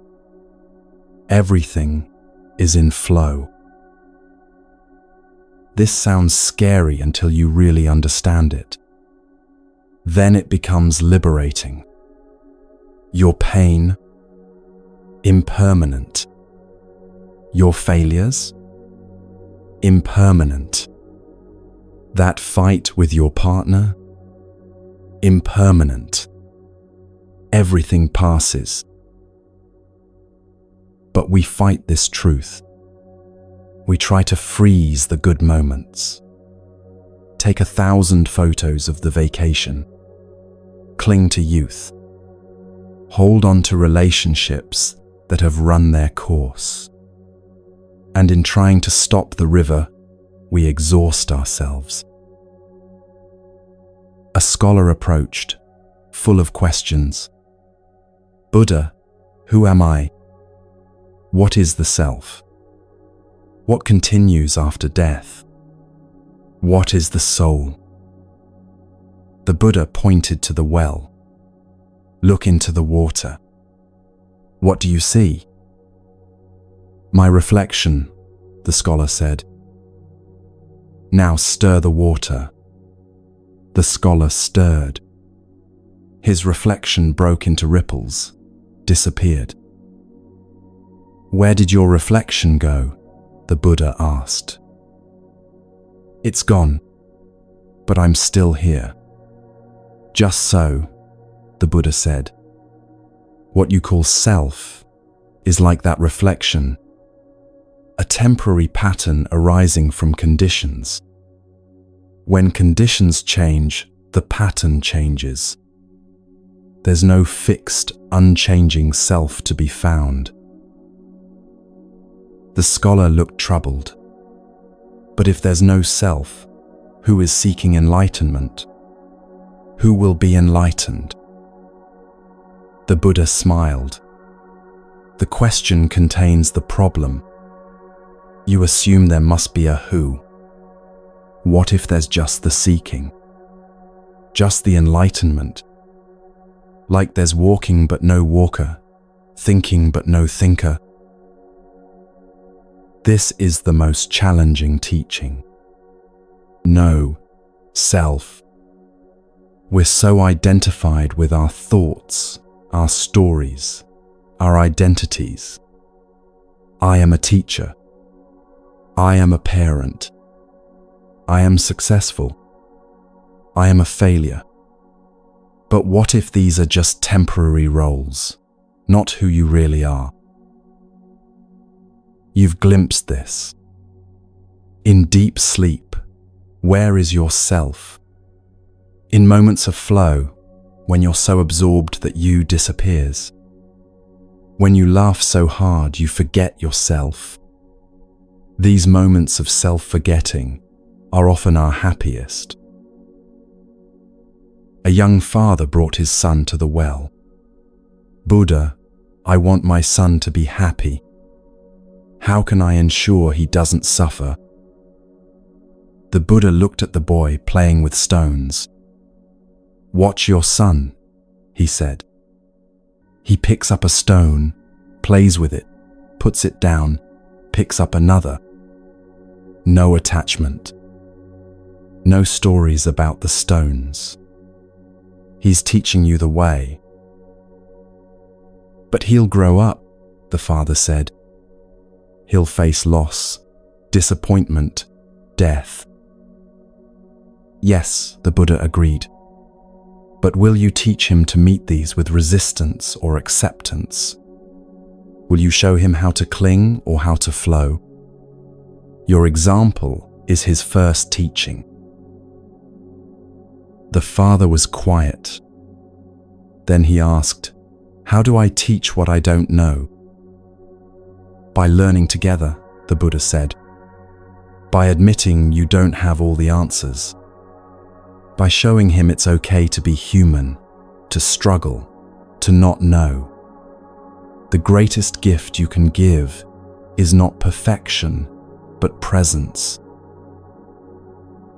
As the day wore on, more people gathered, each with their own flavor of suffering. The woman afraid of aging, the man consumed by anger, the teenager comparing herself to everyone else, the elder grasping at fading memories. To each, the Buddha offered not philosophy but practical wisdom, not complex theories but simple truths. Look at your suffering. Understand its cause. See that it can end. Follow the path of understanding. These teachings aren't ancient history. They're as fresh as your next breath.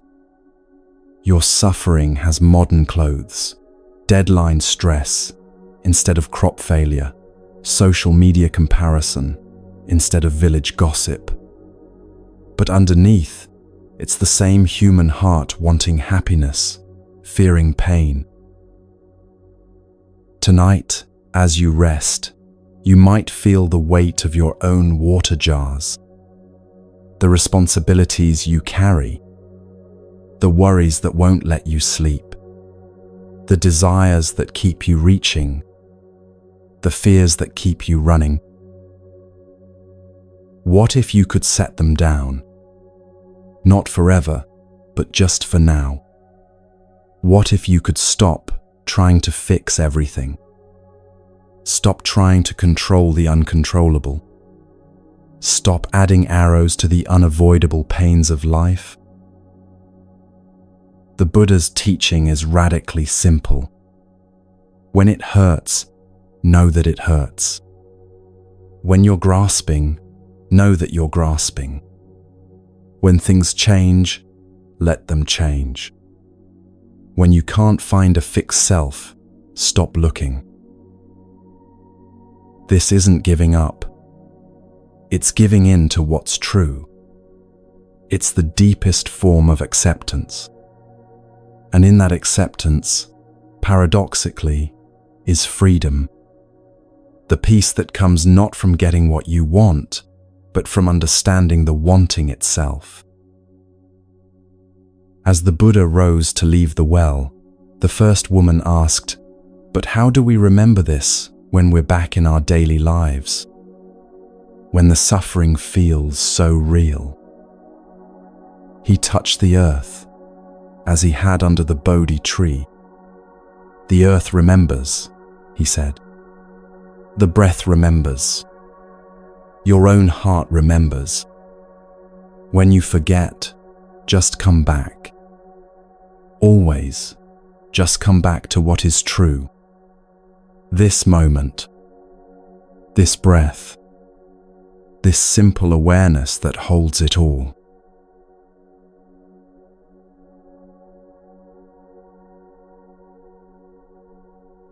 A group of travelers had been walking for days, lost in a vast forest. They stumbled into a clearing where the Buddha sat teaching. "Please," their leader said, "we're trying to reach the city of peace, but every path we take leads nowhere. We're exhausted." The Buddha drew a wheel in the dirt.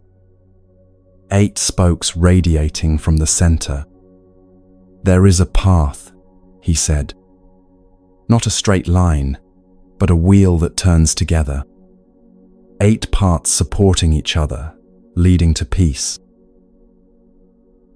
8 seems like a lot, one traveler sighed. "We can barely manage one direction." The Buddha smiled. "You have 2 legs, yes. Do you worry about coordinating them when you walk? They work together naturally. The path is like this. 8 aspects of one movement toward freedom. This is how life works, isn't it? Everything connected. You can't have a healthy body with an unhealthy mind. Can't have good relationships with harmful speech. Can't find peace while causing chaos. It all works together, or doesn't work at all. Let me tell you about a merchant I knew," the Buddha began. "He came to me frustrated. 'I meditate daily,' he said, 'but I find no peace. My mind won't settle.' I asked about his work. He sold weapons. 'Good business,' he said, 'always wars somewhere.' I asked about his meditation. He sought inner peace. 'Do you see the conflict?' I asked him. He was trying to find peace while profiting from violence. Like trying to clean yourself while standing in mud. The path requires alignment. Your understanding, intentions, actions, all must flow in the same direction." The first spoke the Buddha pointed to was right understanding. "This isn't about being smart," he said. "It's about seeing clearly. Like cleaning your glasses so you stop walking into walls." A young mother in the group spoke up. "I think I understand life," she said. "Work hard, raise good children, save money, be respectable. Isn't that enough?" "Tell me," the Buddha asked gently, "has this understanding brought you peace?" She looked down. "No. I worry constantly. Will my children succeed? Will we have enough money? What will people think? I do everything right, but feel everything's wrong." Right understanding, the Buddha said, begins with seeing that everything changes. Your children will grow beyond your control. Money comes and goes. Reputation is just wind. When you understand impermanence, you stop trying to freeze the river. You live this struggle, building your life on things that shift like sand. Job security that isn't secure. Relationships you thought were forever. The identity you spent years constructing suddenly feeling false. Right understanding sees through the illusions, not to make you cynical, but to free you. When you know the movie will end, you can enjoy it without clinging to favorite scenes. The second spoke, the Buddha continued, is right intention. Your understanding is a map, but intention is your compass. Where is your heart pointing? An ambitious young man interrupted. My intentions are clear. Success, wealth, power. I visualize them daily. I have a vision board. The Buddha picked up 2 arrows. One arrow is poisoned with greed, hate, and delusion. The other is clean, aimed at kindness, compassion, and wisdom. Both can hit their target. Which do you choose to shoot? But how can I succeed without ambition? The young man asked. Watch a tree grow, the Buddha replied. Does it strain with ambition? Does it compete with other trees? It simply follows its nature, reaching for light. It succeeds by being fully what it is. This hits differently in our goal-obsessed world. Every motivational post screams, hustle harder, want more, crush the competition. But where does it lead? To crushing yourself. Right intention isn't about wanting less. It's about wanting wisely, intending good for yourself and others. Success that doesn't require someone else's failure. Happiness that doesn't depend on comparison. Now we come to right speech, the Buddha said, touching the third spoke. Your words create worlds. What worlds are you creating? A woman known for gossip shifted uncomfortably. I just share what I hear, she said. I don't mean harm. People want to know what's happening. The Buddha handed her a feather. Tear this apart and scatter it to the wind, he said. She did. The pieces flew in all directions. Now gather them back, he said. Impossible, she replied. They're everywhere. So it is with words, the Buddha said.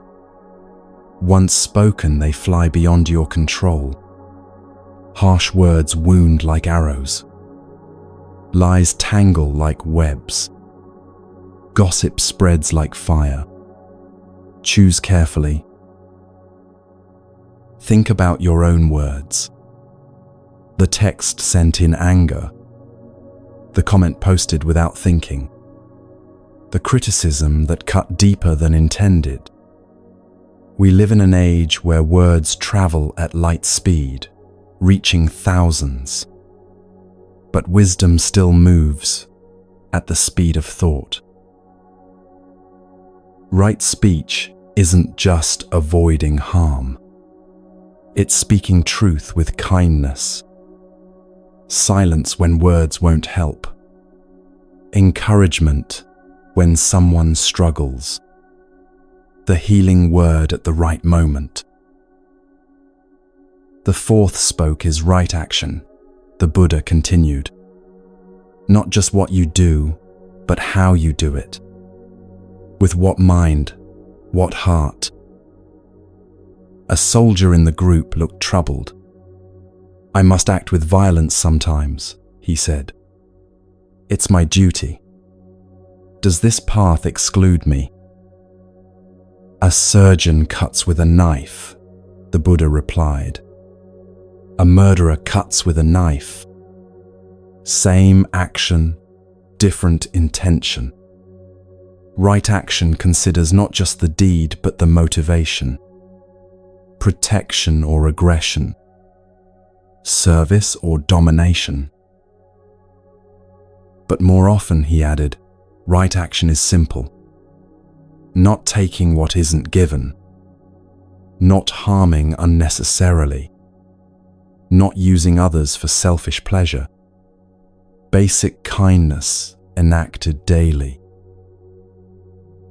You face these choices constantly. The office supplies that could slip into your bag. The credit you could take for another's work.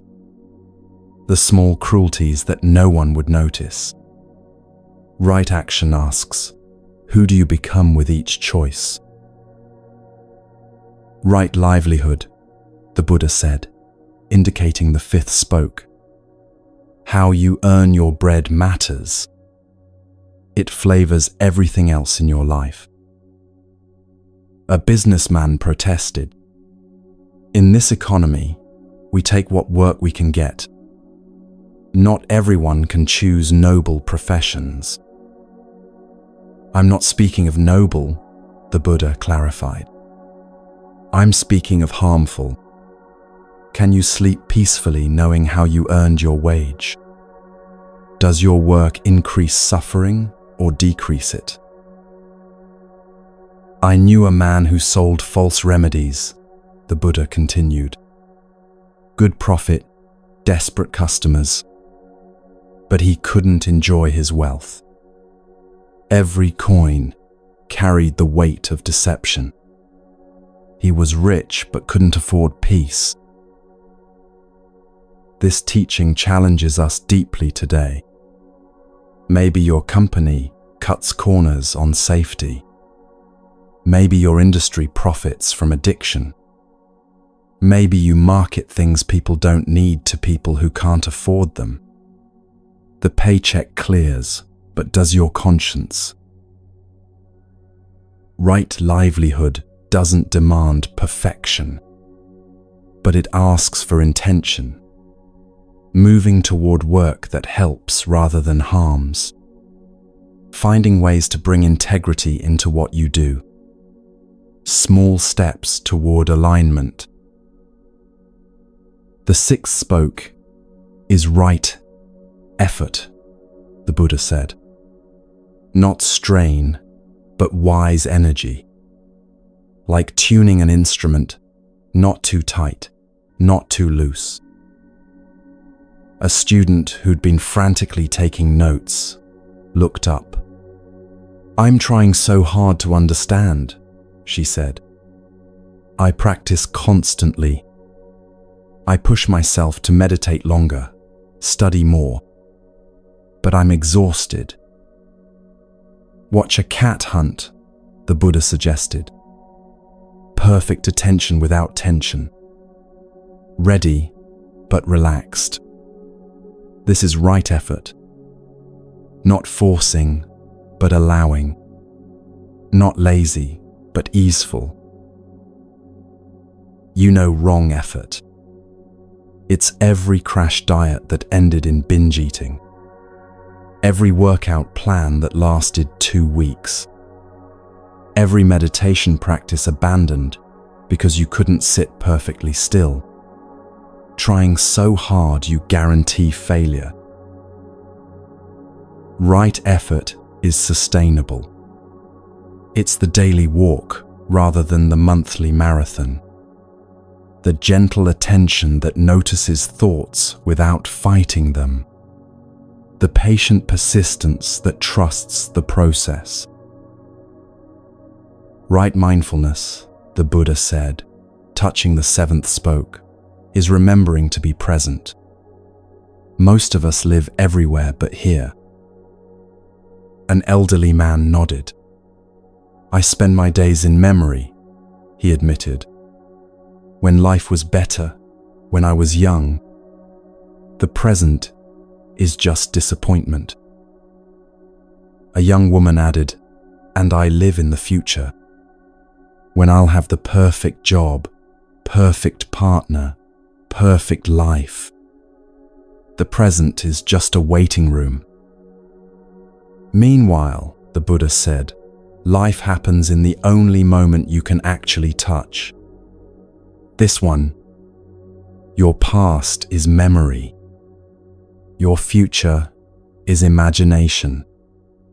Reality is now. He had them close their eyes. Feel your breath, he said. Not yesterday's breath or tomorrow's. This one.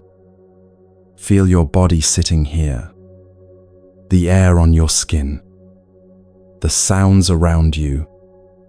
This is mindfulness. Coming home to what is. We're the least present generation in history.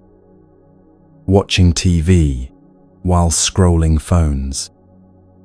Eating while working. Walking while planning. Always multitasking, never fully anywhere. No wonder we feel scattered. Right. Mindfulness isn't about sitting still all day. It's about being where you are. Washing dishes. Feel the water. Stuck in traffic. Notice your breathing. Can't sleep. Feel the bed holding you. Simple presence, profound peace. The eighth spoke, the Buddha concluded, is right concentration. Not forcing the mind into submission, but allowing it to settle naturally. A merchant who'd been restless throughout the teaching spoke up. My mind never settles, he said. It jumps like a monkey. Thoughts, worries, plans, constant noise. How can I concentrate? The Buddha pointed to a muddy puddle. If you keep stirring this water, will it clear? No, the merchant replied. But if you let it be, the mud would settle. The water would clear. Your mind is like this water, the Buddha said. Stop stirring. Stop adding. Let it settle on its own. Clarity is natural when we stop creating turbulence. This is the paradox of concentration. The harder you try, the more elusive it becomes. Like trying to fall asleep by forcing yourself. Like trying to remember something by straining. The mind settles when we stop demanding it settle. A young artist understood. It's like when I paint, she said. When I try too hard, the work is stiff. But sometimes I disappear into the painting. Hours pass like minutes. Everything flows. Yes, the Buddha smiled. You know concentration. Not as effort but as absorption.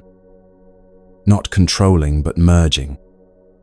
This is available in any moment, with any object. The breath, a sound, a sensation. When the mind finds interest, it naturally concentrates. The travelers sat quietly, absorbing the teaching. 8 spokes, but really, one wheel. 8 aspects of one way of being. It seems overwhelming, someone said. How can we manage all 8? You don't manage them, the Buddha replied. You practice one, and it strengthens the others. Speak truthfully, and your mind clarifies. Act kindly, and concentration comes easier. It's not 8 separate practices, but 8 facets of one jewel. Start where you are, he continued.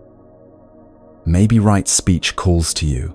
Notice your words tomorrow. Maybe right livelihood. Consider how your work affects others. Pick one spoke and turn the wheel. The rest will follow.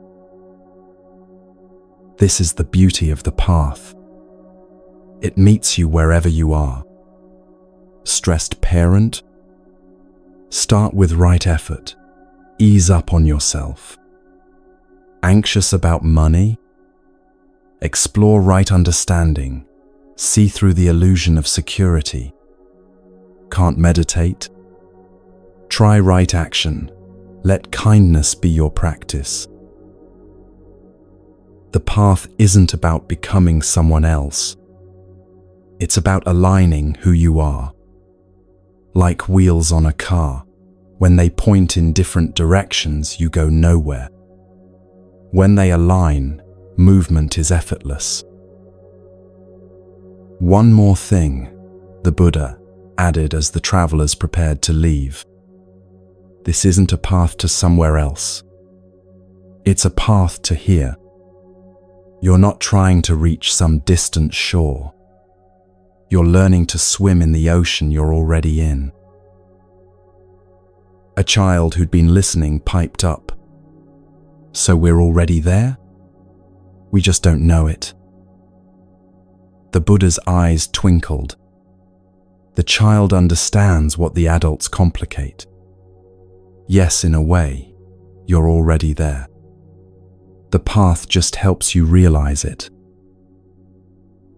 As you rest tonight, feel into this teaching.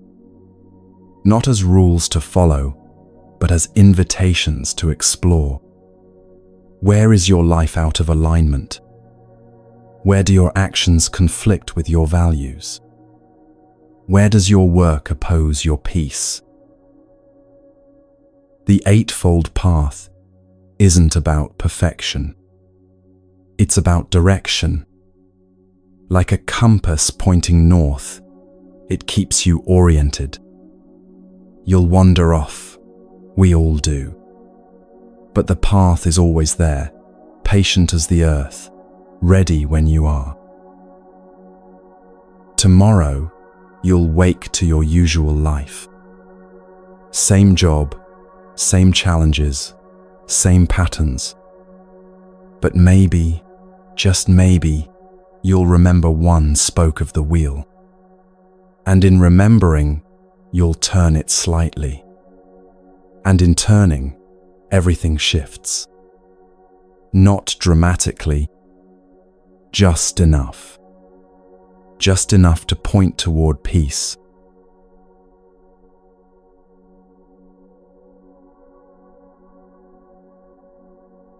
A woman came to the Buddha, carrying her dead child. Her eyes were wild with grief, her voice broken. "They say you have powers," she cried. "Please, bring my baby back. I'll do anything. Give anything. Just make him breathe again." The Buddha's eyes filled with compassion. Not pity, but the deep understanding of one who knows suffering. "I will help you," he said gently. "But first you must bring me something." Hope flickered in her eyes. "Anything," she whispered. "Bring me a mustard seed," he said. "But it must come from a house where no one has died, where death has never visited, where grief has never entered." She ran to the village, clutching her child. At the first house, she knocked. "Please, I need a mustard seed. But tell me first, has death visited here?" The old woman who answered began to cry. "My husband last winter," she said. 40 years together, then gone. The mother moved to the next house. A young man answered, "Death? My brother in an accident. My mother in childbirth. We know death well here." House after house. The same story in different words. Parents, children, siblings, friends. Everyone had been touched. Everyone had grieved. Everyone had asked why. As the sun began to set, something shifted in the woman. She was no longer running. She walked slowly now, still carrying her child, but differently. The frantic desperation was fading. Something else was taking its place. You know this feeling. When your personal tragedy feels like the end of the world, like you're the only one who's ever hurt this much. Then slowly, you realize everyone carries wounds. Everyone has lost. You're not alone in this. At the last house, a child answered. "Has anyone died here?" the woman asked, already knowing. "My baby sister," the child said simply. "Mama cries at night when she thinks I'm sleeping, but I hear her." The woman knelt down. For the first time all day, she really looked at someone else's pain. "Tell your mama," she said softly, "she's not alone." She returned to the Buddha as darkness fell. Her child still in her arms, but she was changed. "I couldn't find the seed," she said. "What did you find?" he asked gently. "Everyone," she whispered. "Everyone has lost. Everyone grieves.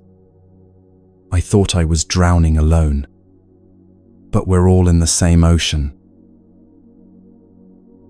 The Buddha nodded. This is the first noble truth lived, not just heard. Suffering is universal, not as punishment, but as part of loving in a world where everything changes.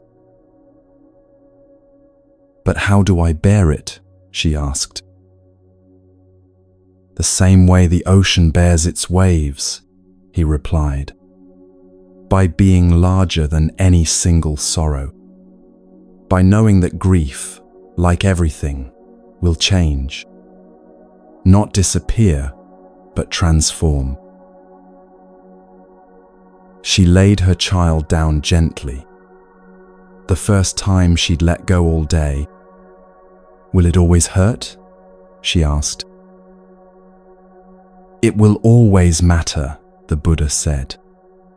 "Love leaves marks, but the sharp edge dulls. The weight lessens, and one day you'll help another mother searching for mustard seeds." This parable speaks to every loss you've faced.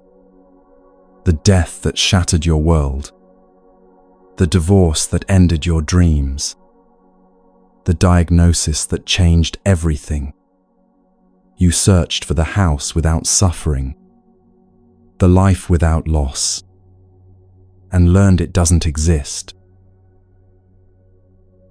But in learning that, you found something else.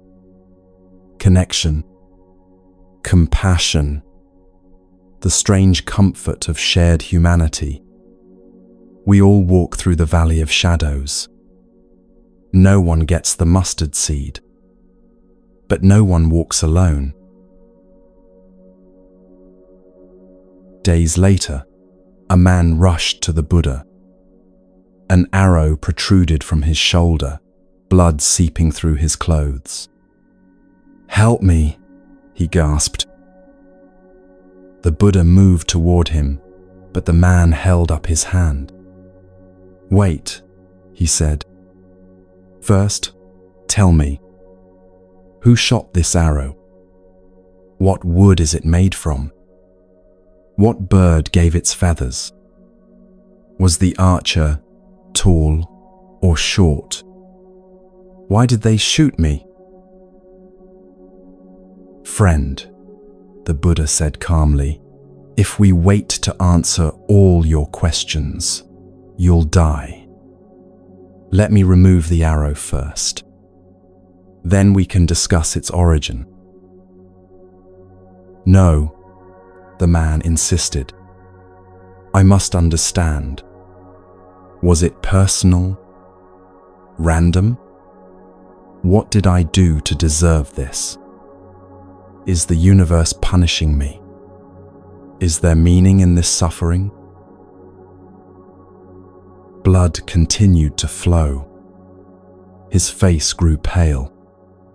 Still, he demanded answers. What kind of bow? What angle?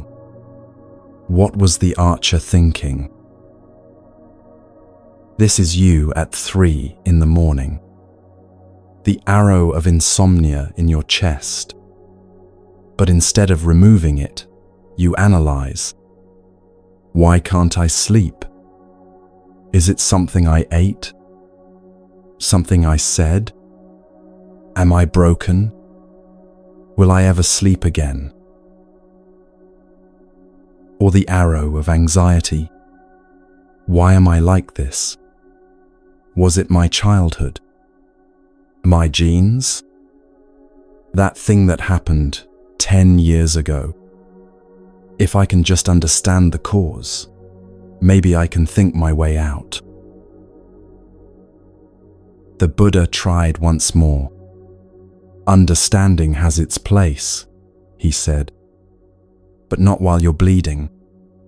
First, we address the immediate suffering. Remove the arrow. Stop the bleeding. Then, from a place of safety, we can explore. But the man couldn't stop. His mind spun faster than his blood flowed. Questions upon questions. Theories about theories. He died there, the arrow still in place, his questions unanswered. How often do we do this? Overthinking instead of addressing. Analyzing instead of healing. We'd rather understand our suffering than relieve it. As if the perfect explanation could make pain meaningful. But the Buddha taught something simpler. When it hurts, attend to the hurt. When you can't sleep, rest anyway. When anxiety grips, breathe through it.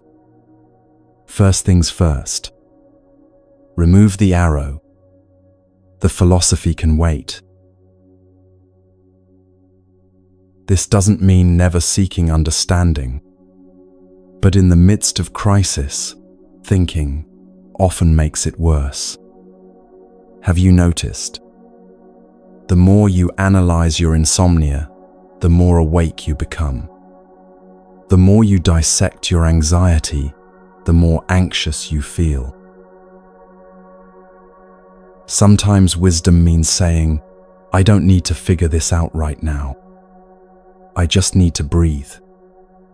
Just need to be kind to myself. The answers, if they exist, will come when I'm ready, not while I'm bleeding. A proud scholar visited the Buddha, full of knowledge and opinions. I've studied all the philosophies, he announced. Read all the texts. Debated all the masters. Now I've come to add your teaching to my collection. The Buddha smiled and prepared tea. He handed the scholar a cup and began to pour. The tea reached the brim.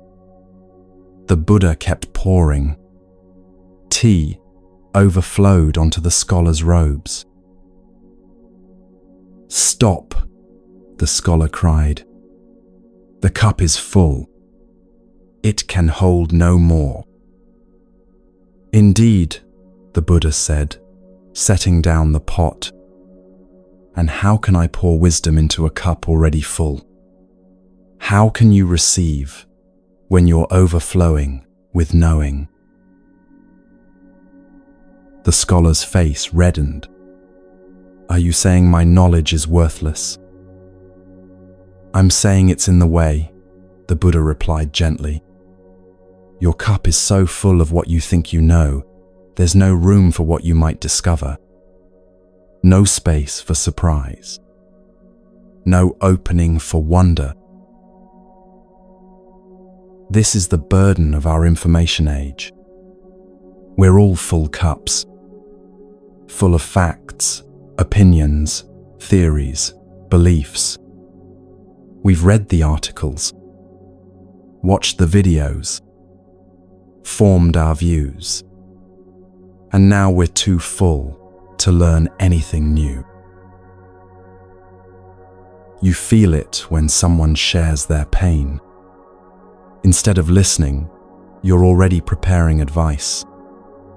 When your child shows you their drawing, instead of seeing, you're ready to correct. When life offers a moment of beauty, instead of receiving, you're reaching for your phone to capture it. "But teacher," the scholar protested, "I've worked hard for this knowledge. Years of study. Shouldn't I be proud?" "Be grateful," the Buddha suggested, "but hold it lightly, like a bird in your hand. Grasp too tight, you kill it. Hold too loose, it flies away. But hold it gently, and it sings." The scholar sat quietly, watching his tea-stained robes. For the first time in years, he had no ready response. No quote to cite. No theory to expound. Just silence. And in that silence, something new stirred. "This emptiness feels strange," he admitted. "That's the beginning," the Buddha smiled. "The not knowing is more honest than false certainty. The empty cup is ready to receive. The beginner's mind sees what the expert misses." Think about your own full cup, the assumptions about how life should be, the stories about who you are, the beliefs about what's possible. What if you could empty it? Even a little? What might pour in? Children know this secret. They approach each day with empty cups. Everything is new. Everything is possible. A cardboard box becomes a spaceship. A puddle becomes an ocean. They haven't yet learned what's impossible. But we adults, we're so full. Full of experience that says, "Be careful." Full of disappointments that say, "Don't hope." Full of knowledge that says, "Be realistic." And so we miss the magic. The tea overflows, but we keep pouring. "How do I empty my cup?" the scholar asked. "Start by admitting it's full," the Buddha said. Then, instead of adding more, try subtracting. Instead of forming opinions, try wondering. Instead of knowing, try sensing. Let life surprise you again. The scholar looked different now. Softer. Less armored by answers. "Will you teach me?" he asked. And for the first time, it was a real question. Not a challenge or a test, just sincere asking. "Life teaches," the Buddha replied. "I just point where to look, but you can only see with empty eyes. Fresh eyes. Eyes that don't already know what they're seeing. As you rest tonight, feel your own fullness. All the things you're sure about. All the ways life has to be. All the definitions of yourself you've collected. Feel how heavy they are, how they press down like stones. What if, just for tonight, you could set them down? What if you could be empty? Not empty of value, but empty of conclusions. Not empty of worth, but empty of proving. Just spacious. Just open. Just here. These parables aren't just ancient stories. They're happening now. You're the grieving mother, searching for the house without loss. You're the wounded man, overthinking instead of healing. You're the scholar, too full to receive. But you're also the one who finally understands, who finds community in shared sorrow, who learns to remove the arrow first, who discovers the freedom of not knowing. These stories live in you, teaching, healing, opening.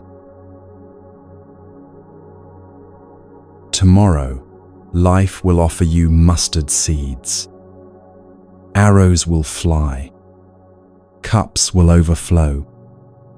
But perhaps you'll remember. Perhaps you'll pause. Perhaps you'll choose differently. Not perfectly, just differently. And in that difference, everything changes.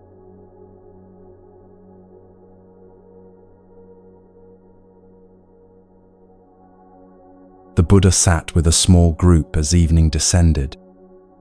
"Tonight," he said softly, "we walk together, not with our feet, but with awareness. Close your eyes. Let the journey begin." You're standing at the edge of a forest. Not any forest, but the one that lives in your heart. The trees are tall and patient. They've been waiting for you. They always wait. Take your first step onto the path. Feel the earth beneath your feet, soft with years of fallen leaves. Each step is cushioned by time. Each footfall a small greeting to the ground. The light filters through branches, green and gold, dancing. You've walked this path before, in dreams, in moments when the world felt too heavy. This is where you come to remember. Notice your breathing, how it naturally slows in this place. The forest breathes with you, in and out. The trees exhale what you need. You exhale what they need. Perfect reciprocity. A stream appears beside the path. You hear it before you see it. That gentle conversation water has with stones. No hurry. No agenda. Just flowing because that's what water does. You kneel beside the stream. The water is clear enough to see through, clear enough to see your reflection, but also clear enough to see past it, to the smooth stones beneath. to the small fish darting like thoughts. This is your mind when it settles, clear but alive, still but flowing. You can see thoughts arise like bubbles from the bottom. Watch them surface and pop. No need to follow. No need to judge. The Buddha's voice comes gently. This stream flows to the ocean. Every stream does. No matter how it wins, how it pauses, how it falls, it finds its way. Trust your own flowing. You rise and continue walking. The path opens into a meadow. Wildflowers sway in unfelt breeze. Colors you've forgotten existed. Colors that have no names. Just pure expression of life's joy. In the center of the meadow, a single tree. Ancient. Its trunk so wide you couldn't wrap your arms around it. Its branches reaching in all directions, offering shade to anyone who needs it. You sit beneath this tree, your back against its bark. Feel its solidness, its rootedness. This tree has weathered countless storms, yet here it stands. Not despite the storms, but because of them. Each wind made it stronger. You are like this tree, the Buddha whispers. More resilient than you know. Your roots go deeper than your pain. Your branches reach higher than your fear. Rest here. Remember your strength. The sun is setting now, painting the sky in soft pastels. Pink like compassion, orange like warmth, purple like mystery. The day letting go without struggle, teaching you how it's done. Birds return to their nests. Their evening songs a lullaby. Not the bright calls of morning, but gentle notes of settling. They know something you're learning. How to end a day with grace. How to trust the coming dark. As darkness deepens, stars emerge. First one, then another, then countless. They were always there. The sun's brightness just hid them. Like peace is always there. The day's noise just hides it. You lie back in the soft grass. The earth holds you, has always held you, will always hold you. No effort needed, just receiving this ancient support. Your body begins to release, starting with your feet. They've carried you so far. Let them rest. Feel them soften into the ground. Thank them for their service. Now they can just be. The release moves upward. Your legs that have stood so long. Your hips that have carried so much. Your belly, soft now. No need to hold anything in. No need to protect. Your chest opens like a flower. Heart beating its steady rhythm. Has never stopped. Will continue while you sleep. This faithful drummer, asking nothing. Just keeping time, just keeping you. Your shoulders, oh, your shoulders. How much they've carried. Responsibilities like stones. Worries like water. Let them sink into the earth. The earth can take it. The earth transforms everything. Your arms, always doing, always reaching, always holding. Tonight they can simply rest. Palms open to the stars. Nothing to grasp. Nothing to push away. Your neck, that bridge between thinking and feeling, often tight with the effort of balance. Let it soften. Your head doesn't need holding. The earth has it. Trust the support. And your face, all the expressions it's worn today. Smiles, frowns, concentration, worry. Let it all melt away. Return to neutral. Return to peace. The face you had before you learned to perform. The Buddha's presence is near, not as a person now, but as awareness itself. This is your true home, he says. Not the forest, though it's beautiful. Not the meadow, though it's peaceful. But this awareness that experiences it all. You've been looking for peace outside, he continues. In better circumstances. In others' approval. In tomorrow's achievements. But peace is your nature. Like wetness is water's nature. You can't find it because you are it.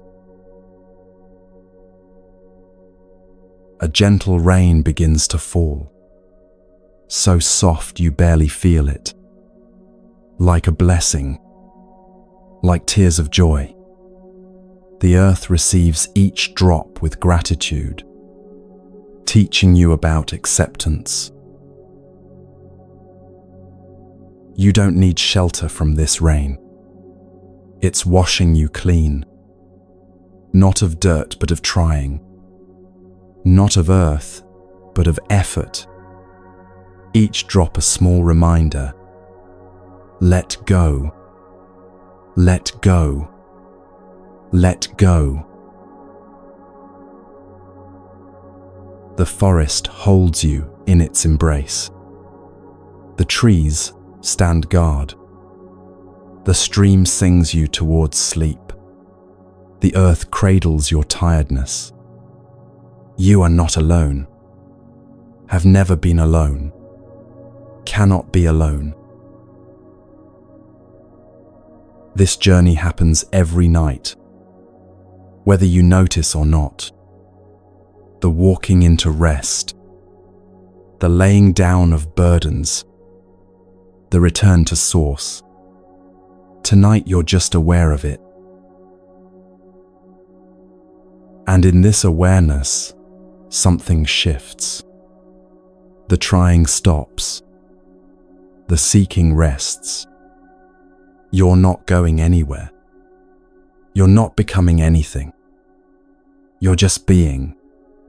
Just beautifully, simply being. The Buddha's final whisper. When you wake tomorrow, remember, this peace goes with you.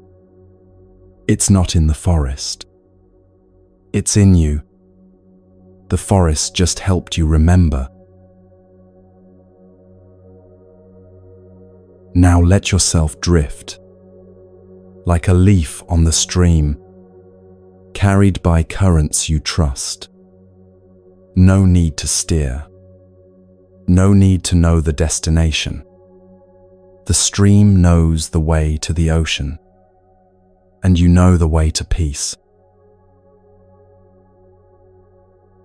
It's the way of letting go, the way of trust, the way of remembering what you've always known, that you belong here, that you're part of everything. That peace isn't earned, it's recognized.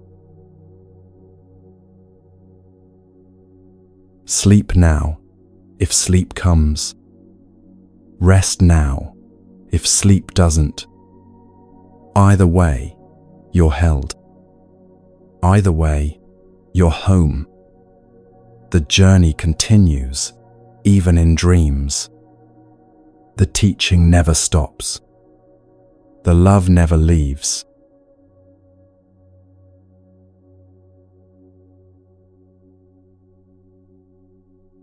As our time together draws to a close, the Buddha speaks one last time. Not from the past, but from the eternal present. Not as someone separate, but as the wisdom in your own heart. My friend, he says gently, you came seeking rest, but perhaps you've found something more. Perhaps you've found that rest isn't escape. It's coming home. You've traveled far tonight, through palace gardens and forest paths, through teachings ancient and eternal, through your own heart's landscape. And here you are, right where you started, but seeing it differently. The Buddha's greatest teaching wasn't about becoming someone else. It was about being who you are, fully, without apology, without pretense. Just this precious human being, flawed and perfect, struggling and free. Be a light unto yourself, he said as he was dying. Not, follow me. Not, believe what I say. But, trust your own light. The light that brought you here tonight. The light that seeks truth even in darkness. You have that light. It's flickering right now in your chest. That small flame of awareness, sometimes hidden by the winds of worry, sometimes dimmed by the fog of fatigue, but never extinguished, never gone. Tomorrow you'll wake to the same life, the same challenges, the same patterns wanting to reassert themselves, but you'll wake different. Not dramatically, just slightly, like a compass adjusted by 1 degree, a small shift that changes everything over time. You might remember the old man, and aging won't feel so frightening. You might remember impermanence, and loss won't grip so tightly. You might remember the middle way, and extremes won't call so loudly. You might remember your breath, and anxiety won't own you completely. Or you might forget it all. And that's okay too.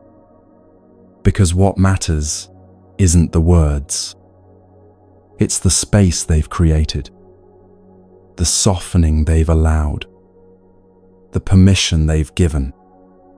To be human, to be imperfect, to be enough.